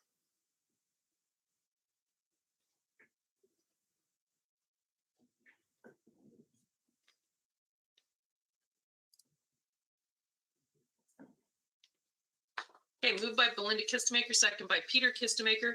Be it resolved that the council of the corporation of the Township of Hornepayne does acknowledge receipt of the minutes from Hornepayne Public Library regular board Hornepayne Public Library Board regular meeting held on Tuesday, April 27th, 2021. Any discussion on the motion? I just have one question, and it would be either to Gail or Councillor Spanik. Are members required to reside in Hornepayne to be a board member or own property? I know on council we have to. They have to reside in the community, yes. Okay. And what's the policy of a community member not residing in the community? Do they have to give notice of that? I don't know if there's anything beyond the terms of reference for the, well, actually, it's the Library Board Act, the Library Act, I mean. I don't know if it, I've never noticed anything about if somebody moves, but I would think that I would guess they would have to resign. Okay. Anyway, I just wanted to point that out, that we may have a member that doesn't reside in the community anymore on our board. Any further comments or questions on the motion? Okay, there being none, I put it to a vote. Those in favor? And that is carried.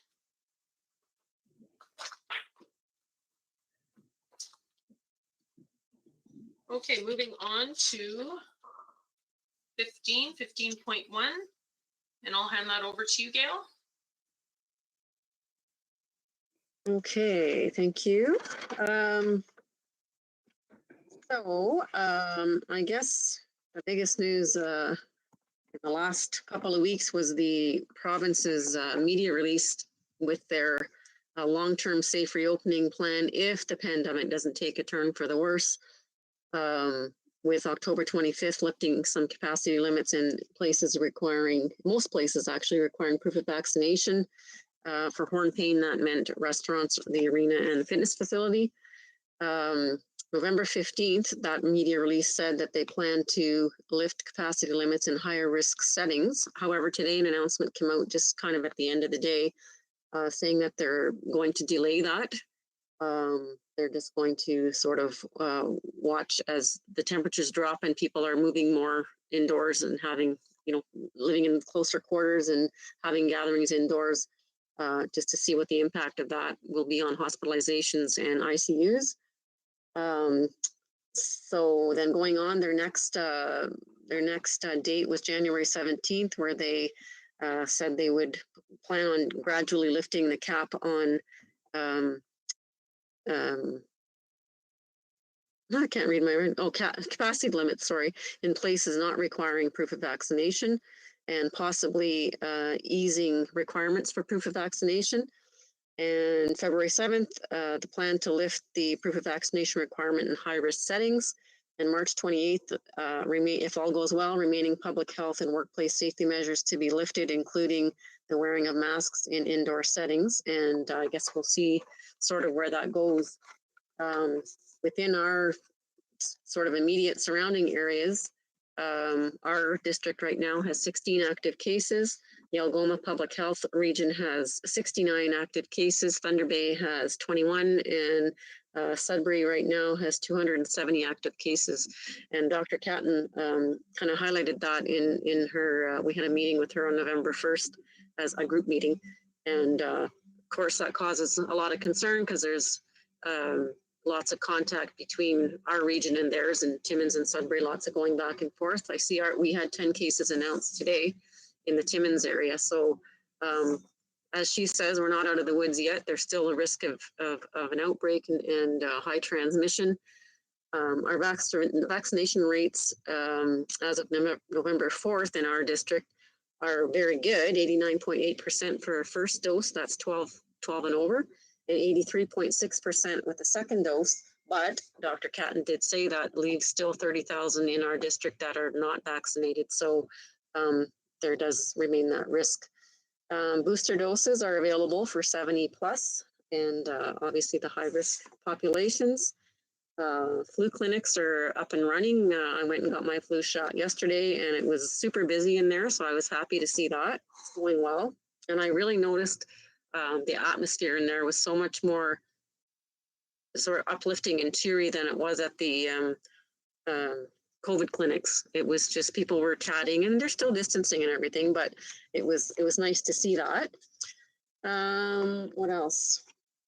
One thing I did want to bring up, and this has been brought up at our CCG meetings, mostly weekly, was the opioid crisis. One of the public health staff members usually gives us an update on that, and I know we've said that there's been a crisis in our region for some time, and I had given you a few stats at the last council meeting that were alarming, but I did have a conversation with the fire chief today, and he is quite concerned and wants to sort of take some action of some sort. Not really sure what form that would be, but I have reached out to that department at the health unit, and I'm hoping to have a meeting with them and maybe with you, Mayor Fort, and we can, try and even get some messaging out or something like that. See if we can help our fire department to help other people as well. So anyways, that will probably be in the works. CCG meetings are continuing bi-weekly. I think this next week we're changing the day because we've got our tabletop exercise, but other than saying that I think the health unit's done a fantastic job. They've done a fantastic job communicating. Natalie's done a great job in running her clinics and keeping up with all her other work. Like I'm really pleased, and I feel really supported and safe in their hands. I think they've done a great job. I don't really think there's anything much else that I can think of to add other than Dr. Catton's kind of final words at the meeting that we had was, we're doing well, but we're not quite there yet.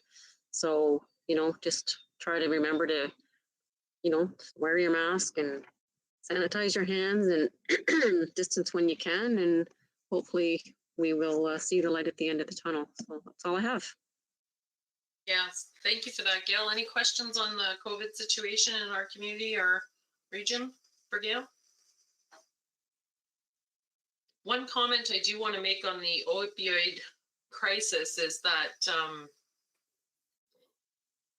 I'm not sure how. I would love to have that meeting and sit in on that with you, Gail, with the Porcupine Health Unit, because I think it resonates well with what we've talked to the OPP about, is getting information and awareness younger out there. I know when I was in school, there was drug awareness programs and that, but I'm not sure what they've done to change that up within the schooling, like how that's presented now, because it's such a different world out there in the drug usage. Like one of the things that was really just eye-opening for me when we were talking to the OPP was that when users find out that there's fentanyl within drugs, it doesn't necessarily deter them from using. It actually could increase usage because it gives a different type of high, which was very concerning to me.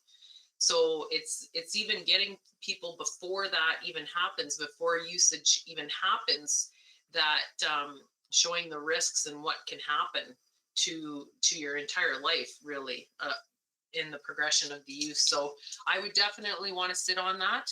I know the mayor of Sault Ste. Marie has started a monument. Actually, it was a local citizen of ours that was talking to me about it, of all the amount of deaths that are happening in Sault Ste. Marie. And then in Sudbury, they've started posting crosses that are showing the amount of deaths that are happening. And that is near, I think it's near City Hall, or is it by the cenotaph? I'm not sure where all the crosses has been displayed. And I think that started from a mom who put a cross up, and then all of it just, so each of those cross signify a person that has lost their life to this this epidemic of drug use, really, of overdosing and that sort of thing. So anyway, it's across our region. Go ahead, Gail. Yeah, and I was just thinking, I was listening to, honestly, I can't remember if it was on a webinar or if it was on the news, but it was just in the last couple of days. And it's kind of true. They were saying, whoever was speaking was saying, You know, we've been dealing with the pandemic as a national crisis and a global crisis and whatever. And this opioid crisis has been an ongoing crisis, just like homelessness and that kind of thing. And it's not getting the same national attention or the same attention that it deserves. And I don't know, it just kind of struck me when she put it that way, because there's not only one crisis, not only one health crisis going on right now. There's mental health crisis, there's an opioid crisis. And it's although the pandemic is you know, needed to be attended to, it doesn't make the other things less important. And I kind of just got my attention because we have all been focused on, you know, on the one, and that's globally. So I just thought that was important for people to hear and to think about. Yes, yes, and it's making it worse. It's the pandemic is actually causing these other situations to worsen. So, but anyway, yeah, if you want to set that meeting up, Gil, we can touch base at a good time. Okay, so moving on to 15.2. Dwayne, did you want to speak to your report at all?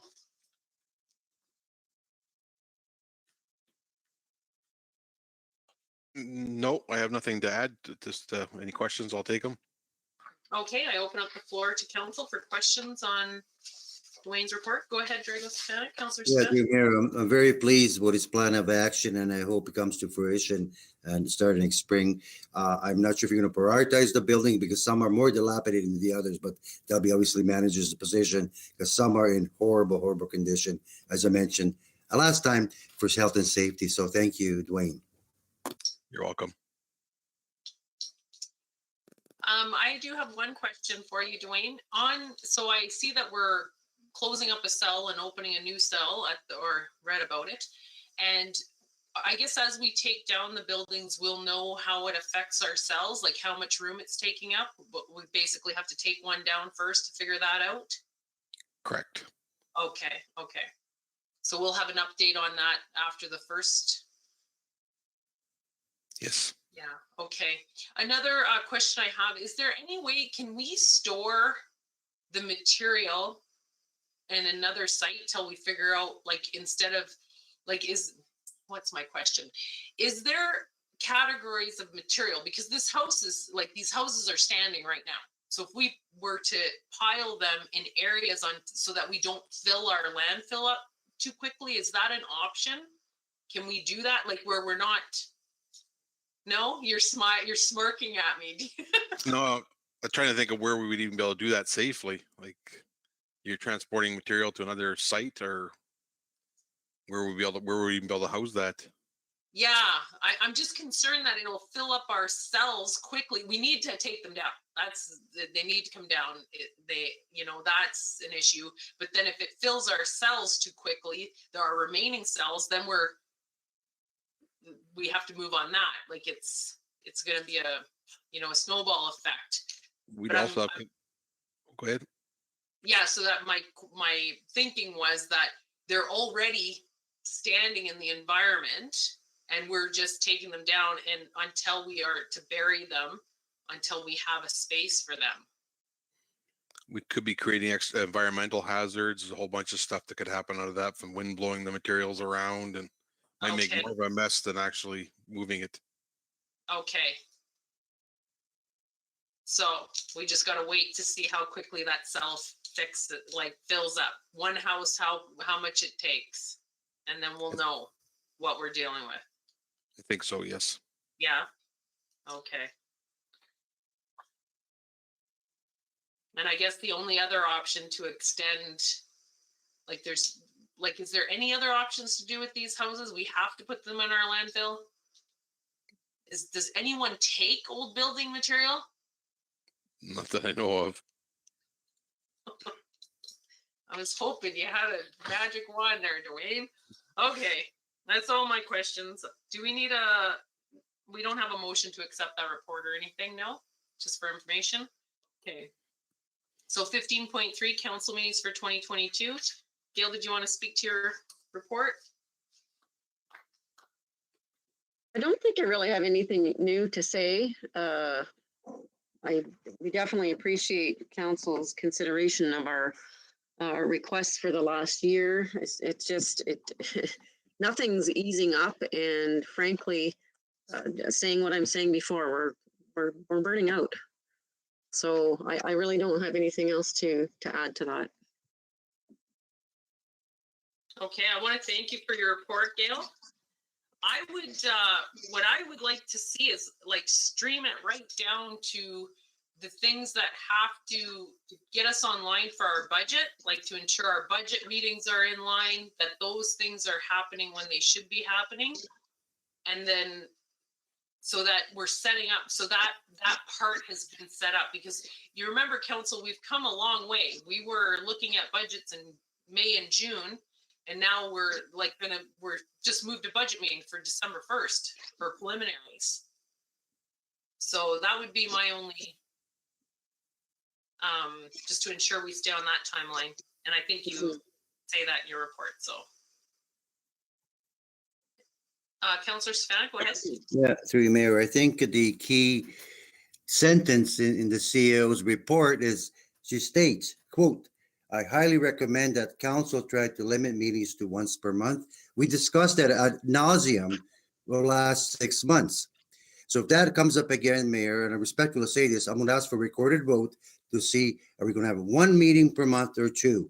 So everybody's very clear where I stand, because the administration could always set a special meeting above meetings. I mean, they need the time to prepare. That's the big issue. And that's all I got to say on that issue. Thank you for that, Councillor Stefanik. And I would like to state from my perspective of planning that even we're seeing in this upcoming meeting that actually Councillor Stefanik and I both couldn't attend, even though we had pre-planned it. So there has to be some sort of ebb and flow to that. So although having one meeting, I did like that we scheduled two, knowing that we could cancel the one, because then it kind of puts the ebb and flow in there. So, and I have no problem having a recorded vote when that comes up.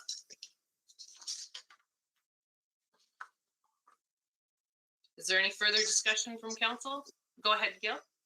So I'm just wondering if you want to choose dates for the first half of the year, next year, or for all year, or however you want to do that. And then we can bring a resolution to the December meeting to set those meetings. Okay, you're going to give a suggestion for those meetings at the next meeting? Well, I just figured we'd stay, I'm assuming we would stay with, we've been doing the first, setting them for the first and third, or whatever we're doing now. Is that what it is? First and third? Where are we? Yeah, that works for me, Gail. If you want to look at your schedule and then bring that, and then we can, there might be a couple dates to move. Not having the dates in front of us and looking at it all tonight, this might get lengthy. Yeah, no, I was just going to do a regular, we could set the regular meetings. Actually, this one's the 2nd and the 4th. So whatever we've been doing, if we keep doing that, if everybody's okay with that, we'll just come with the resolution.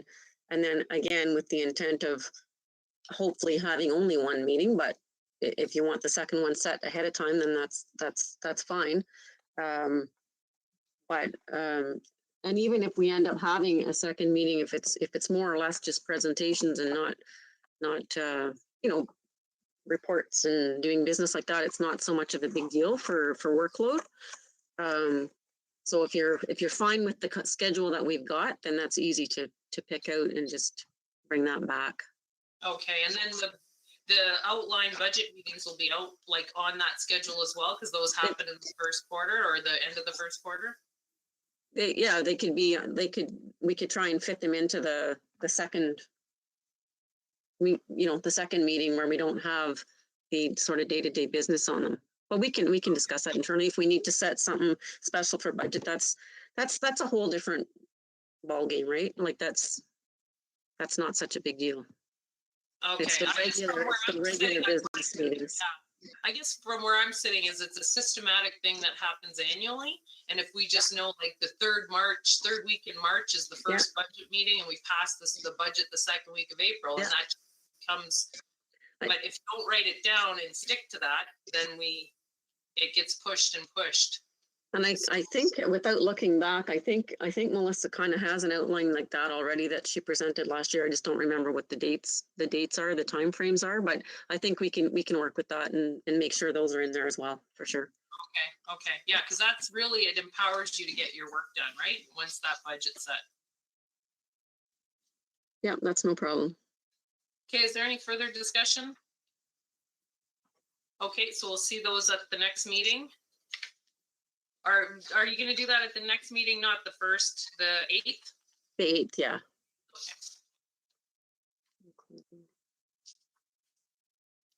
Okay, moving on to 15.4.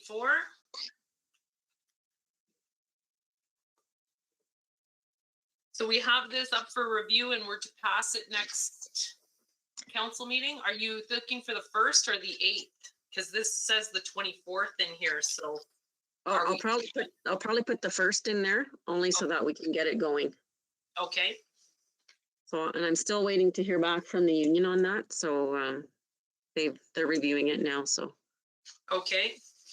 So the dates would just adjust by 1 week or just the November 24th date would adjust? no, everything would. Adjust by 1 week, okay. Yeah. Did you have any discussion? Did Jennifer want to speak to this ahead of time? No, I don't think so, but she is willing to take questions. Will there be opportunity to ask questions on the 1st as well? Well, you can. I'm hoping to pass it that night. Yeah, But certainly you can, yeah. okay. I'm just, okay, council, you have opportunity to ask questions or comments on the policy?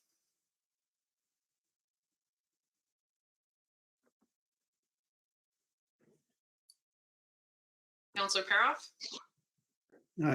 I just wanted to say that I think it looks good. I think it's fine the way it is. Good job. Okay, thank you. Councillor Stefanik, go ahead. Yeah, I read it thoroughly, analyzed it, concur with the recommendations. Thank you.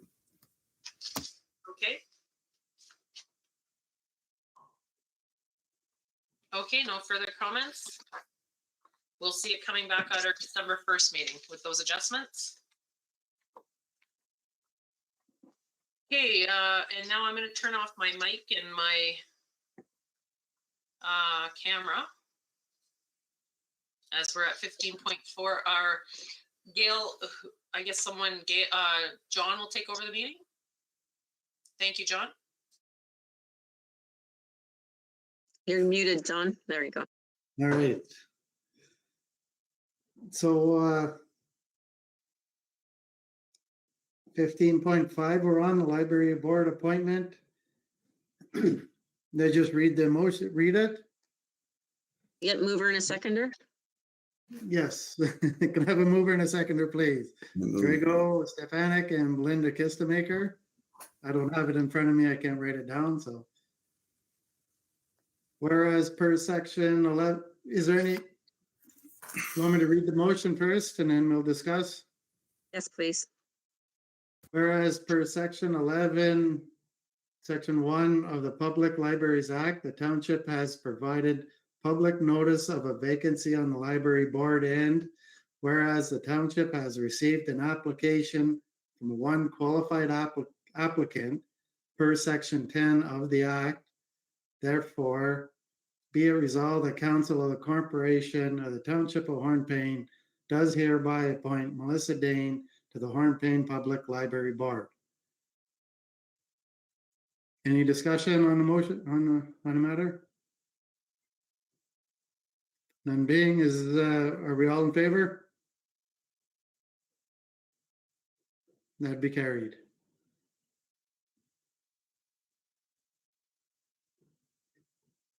Perfect. Thanks, John. Thank you. Okay, I'm okay to come back in. Yes. Yep.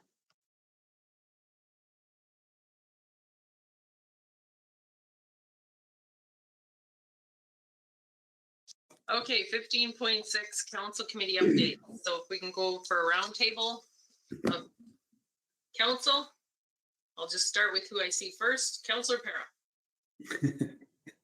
Gee, thank you. I don't have a lot to report. We did have an LCC meeting last night, and I'm not sure if this is even within our wheelhouse, but it was brought up that there seems to be some people that don't like the fact that the Ministry of Natural Resources and the Ministry of Mines and Development have merged or have joined together, I guess, in some way. And so I don't know if there's something that the municipality can support or if we can do anything about that topic. I just thought I'd bring it forth because you know, that we're a part of the government in a way, so. And the other one that came up was the board was looking to expand the membership and looking for positions, I guess, that could go on the board. For representation of the community. So if there's any ideas that float around out there, just let me know, or Belinda, she's on there as well. And that's about it. Okay, thank you, John. I think one thought that I had come to mind about support from council was if the LCC was to write a letter to council with their issues about the amalgamated ministries, that's something that council could look at and either support or not support, right? And that's one way we could help, and then forward that to, just like we support our resolutions at municipal offices. Is it, do you see it hindering the way we conduct business in our forest? Is that? I kind of see both sides of the fence on this one. So far, the official announcement is it's more of a administrative change of paperwork at the top end, and it doesn't affect anything at our level. So I never had a chance to look into it. It's a little more, I need a little more clarity on what is being involved there, because you don't want the same person telling when the mining industry is making decisions on forestry, right? It's not always going to work out well. So, but that's just one of the things that came up. So we'll keep you posted. Yeah. Okay, but that would be an avenue in any committees that people sit on, that it would have to be a direct letter from the committee through probably if some sort of motion resolution at your committee level, and then we could support that as a municipality if it aligned with what we were doing. So that's one way. I'm not necessarily speaking that council would necessarily support it, but that is one avenue that could be taken. Okay, thank you. I appreciate that. No problem. Gail, did you have any other comments on that of supporting the LCC? No, I think that's a great idea, what you've suggested. Okay. Okay, if you're done, Councillor Perrox, then thank you for your update. Thank you. Okay, Councillor Kistemaker Belinda.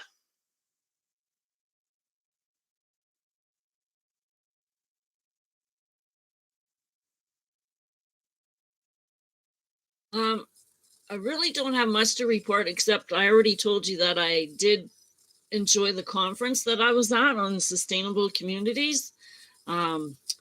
It's a whole, what I liked about it, it's a different way of looking at things when it comes to green and climate change and all that kind of thing. I like the way that when they talked about arenas, arena surface, how when you're dealing with green the green perspective that the heat energy that is generated by your rink can feed another part of your heat, the other part of your building. It was actually quite interesting, and I think there's so many new things out there. It was kind of fun. And they gave us a presentation on Singapore, for instance, who has adopted the green environment type going forward, the green climate change. And they also talked about an airport that was changed, airport out in Edmonton, Alberta, that is now being adapted into the climate change, and how people look at it and what's going on there. It's going to be interesting to watch. And I think we can get a lot of ideas from it, because going forward, our community really hasn't done anything when it comes to storm sewers and that kind of thing, which now people are changing the way we look at it. And I think that we might be in the ideas that are coming out, I think we might be in a position that we can adapt those things here in our community. So it was kind of fun. Okay, so just back to the arena.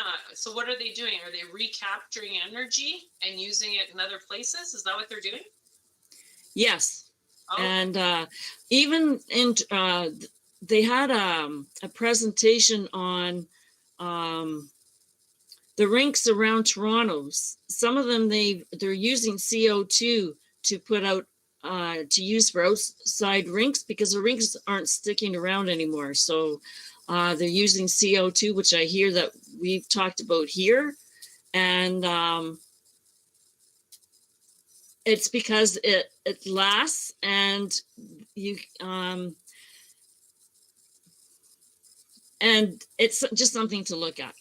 I think we should watch this winter. I think we should pay attention on to what is happening. did they give you any documents, Belinda, for that portion? Was there any follow-up documents or links that they had? Just because we're going to be looking at getting our arena facility engineered, and that might I be think something- I do think they had some links on their site, and which we can still go back and look at. So yeah, I think we should look at those. Okay, could you forward those to Gail so she can send them out to us? that I are certainly will. Thank you for that. I'd like to check it out. Just to follow up, Gail, we are having some sort of public consultation for the arena facility upgrade, right? Yes, we will be. Yeah. Okay. Yeah, I'd appreciate getting those, Belinda, for sure. And for the storm sewers and the new drainage, the way they're doing things differently, were there links for that as well? They had presentations on that, and I think the Singapore thing was kind of interesting in how they adapted that. So they do have those online too. So those are kind of things that we should actually investigate and see how they're doing. And they even gave a presentation on what they're doing inside their arenas for saving energy and stuff, which we can do here, and we don't have to wait. We can do it now. So. Okay, could you include that, the one about the storm sewer or the presentation? I'm interested to hear about that. Okay. Okay, thank you. Anything further? Councillor Kistry? No, thank you. Okay, moving on. Councillor Jago-Stefanik?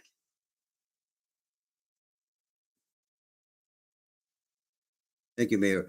A few weeks ago, I had the pleasure of meeting our new Community Safety Service Officer from OPP. She was attending at the public school and had a brief moment to chat with her, so it was really nice to meet her. Our meetings are continuing at Porcupine Health Unit Board and Porcupine Health Unit Finance Committee, which is two separate entities. And our library board meetings are also continuing. And thank you. Okay, thank you, Councillor Stefanik. Councillor Kistemaker, Peter? I have nothing to report. There was not much going on the last month, sorry. Okay, thank you. I'll give you some of my meetings. You didn't hear that. Well, it's been really busy, so there's a few links from the tourism conference that are available. I did attend a dinner where I got to meet the Premier and Minister Ross Romano, Minister Jill Dunlop, and other ministers that were attending as well that I had already met, like Minister Vic Fidelli and Minister Greg Rickford.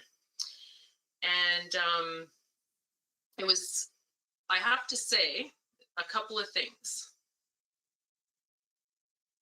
The Premier gave out his cell number at the event, and people did text him, and because he said, text me if you need, like, if you think I can help you, text me.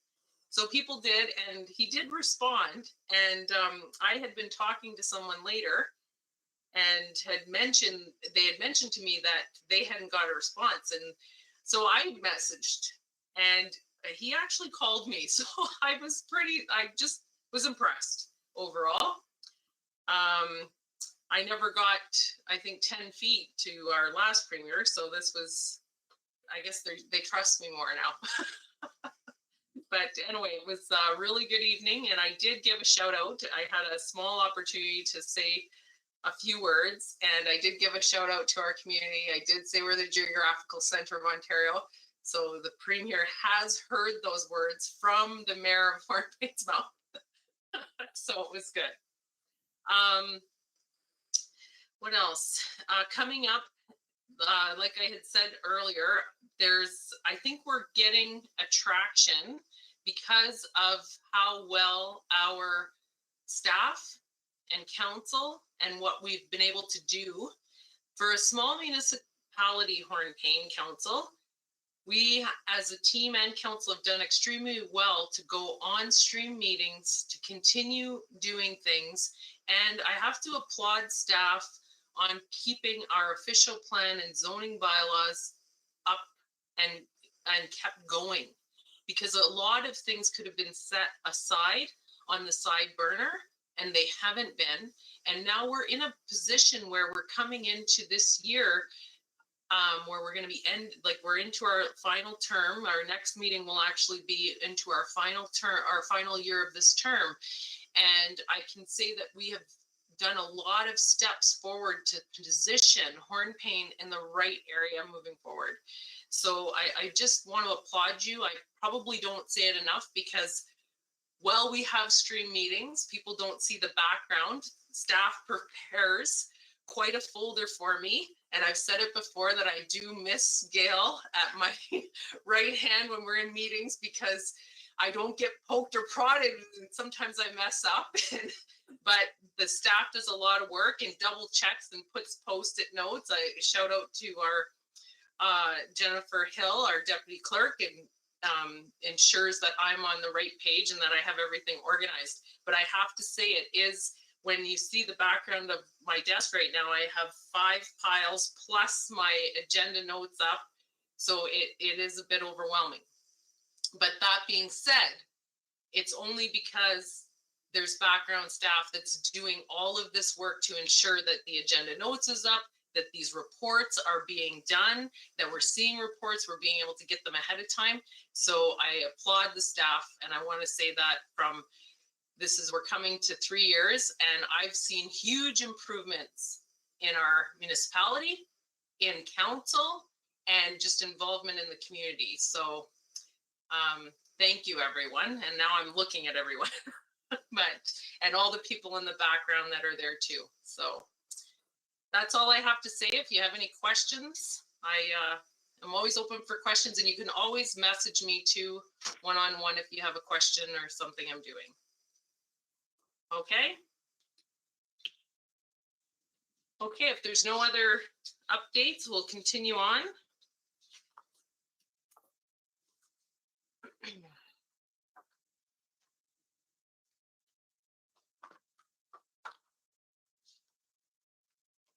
Okay, so we're going to be moving into a closed session. I will announce now that we'll take a 10-minute break between so that we start the close at 8:25. So if I can get a mover and a seconder to close this portion of the meeting, Belinda and John.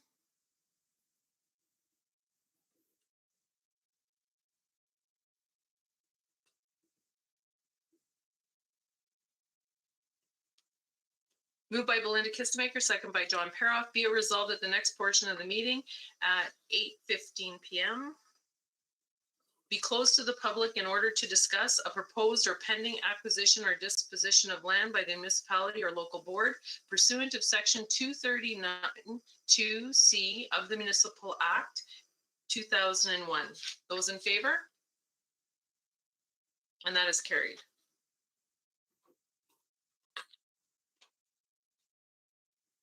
Okay, so we'll see you on the other link at 8:25.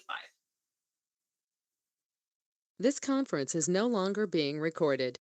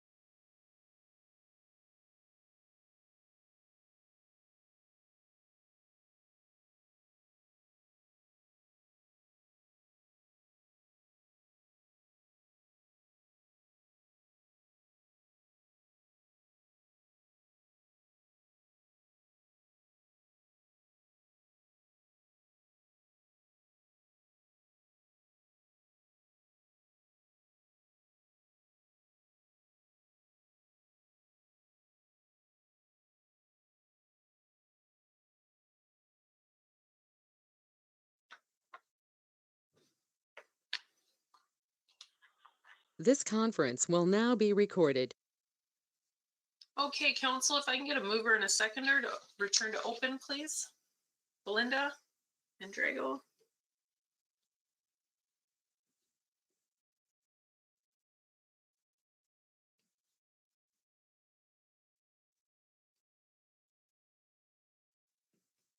Moved by Belinda Kistemaker, second by Drago Stefanic. Be it resolved that the council of the corporation of the Township of Hornepayne does hereby return to open council at 8:50 p.m. Those in favor? And that is carried, none opposed.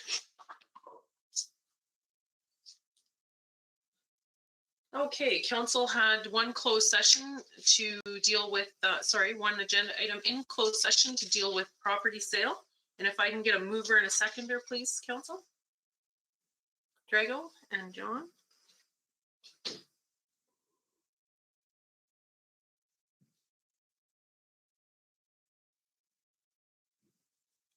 Moved by Drago Stefanic, second by John Peroff. Be it resolved that the council of the corporation of the Township of Hornepayne does hereby accept the offer to purchase from Ben Cohen, CEO, Rideout Bay, for the township-owned land known as 180 Front Street, 5796 000 001 00104 0000 Wicksteed PT Hornepayne Divisional Yard of CNR RP 1R12017 Parts 1 and 2 Hornepayne Township at the purchase price of $10,000 plus HST, and instructs the municipal clerk and the municipal solicitor to complete all necessary work and prepare all documents to complete the transfer as soon as possible. All legal fees and disbursements are the responsibility of the purchaser. Any further discussion on the motion?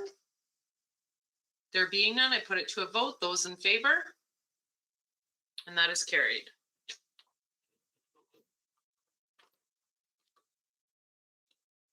Okay, and then we have our confirmatory bylaw. If I can get a mover and a seconder, please. Belinda and Peter.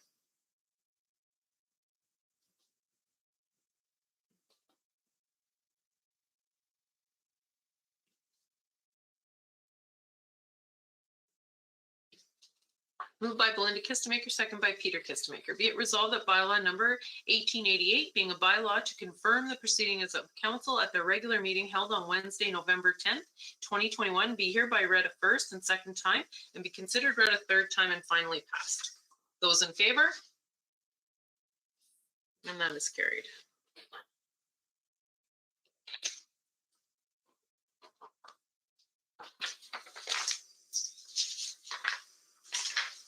Okay, and our last motion for the night is the adjournment. If I can get a mover and a seconder, please. Peter and John.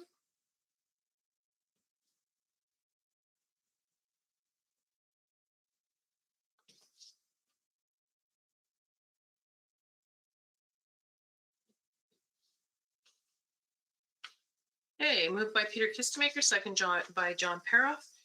Be it resolved that council does hereby adjourn this meeting, this regular meeting of council held on Wednesday, November 10th, 2021 at 8:53 p.m. Those in favor? And that is carried. Okay, thank you, council. Thank you. We got through a lot of stuff tonight. Oh, one thing just in closing, we do have our Remembrance Day service tomorrow and it starts at 10:15 a.m. So I will be there. We'll watch it virtually from the school, Mayor Fort. Oh, are you? Yes, Michael Aswell, yes. Oh, okay, right on, great. Okay, Great, well, thank you. everyone, have a great week. We'll see you later. Thank you, staff. Good night, everyone. Carried.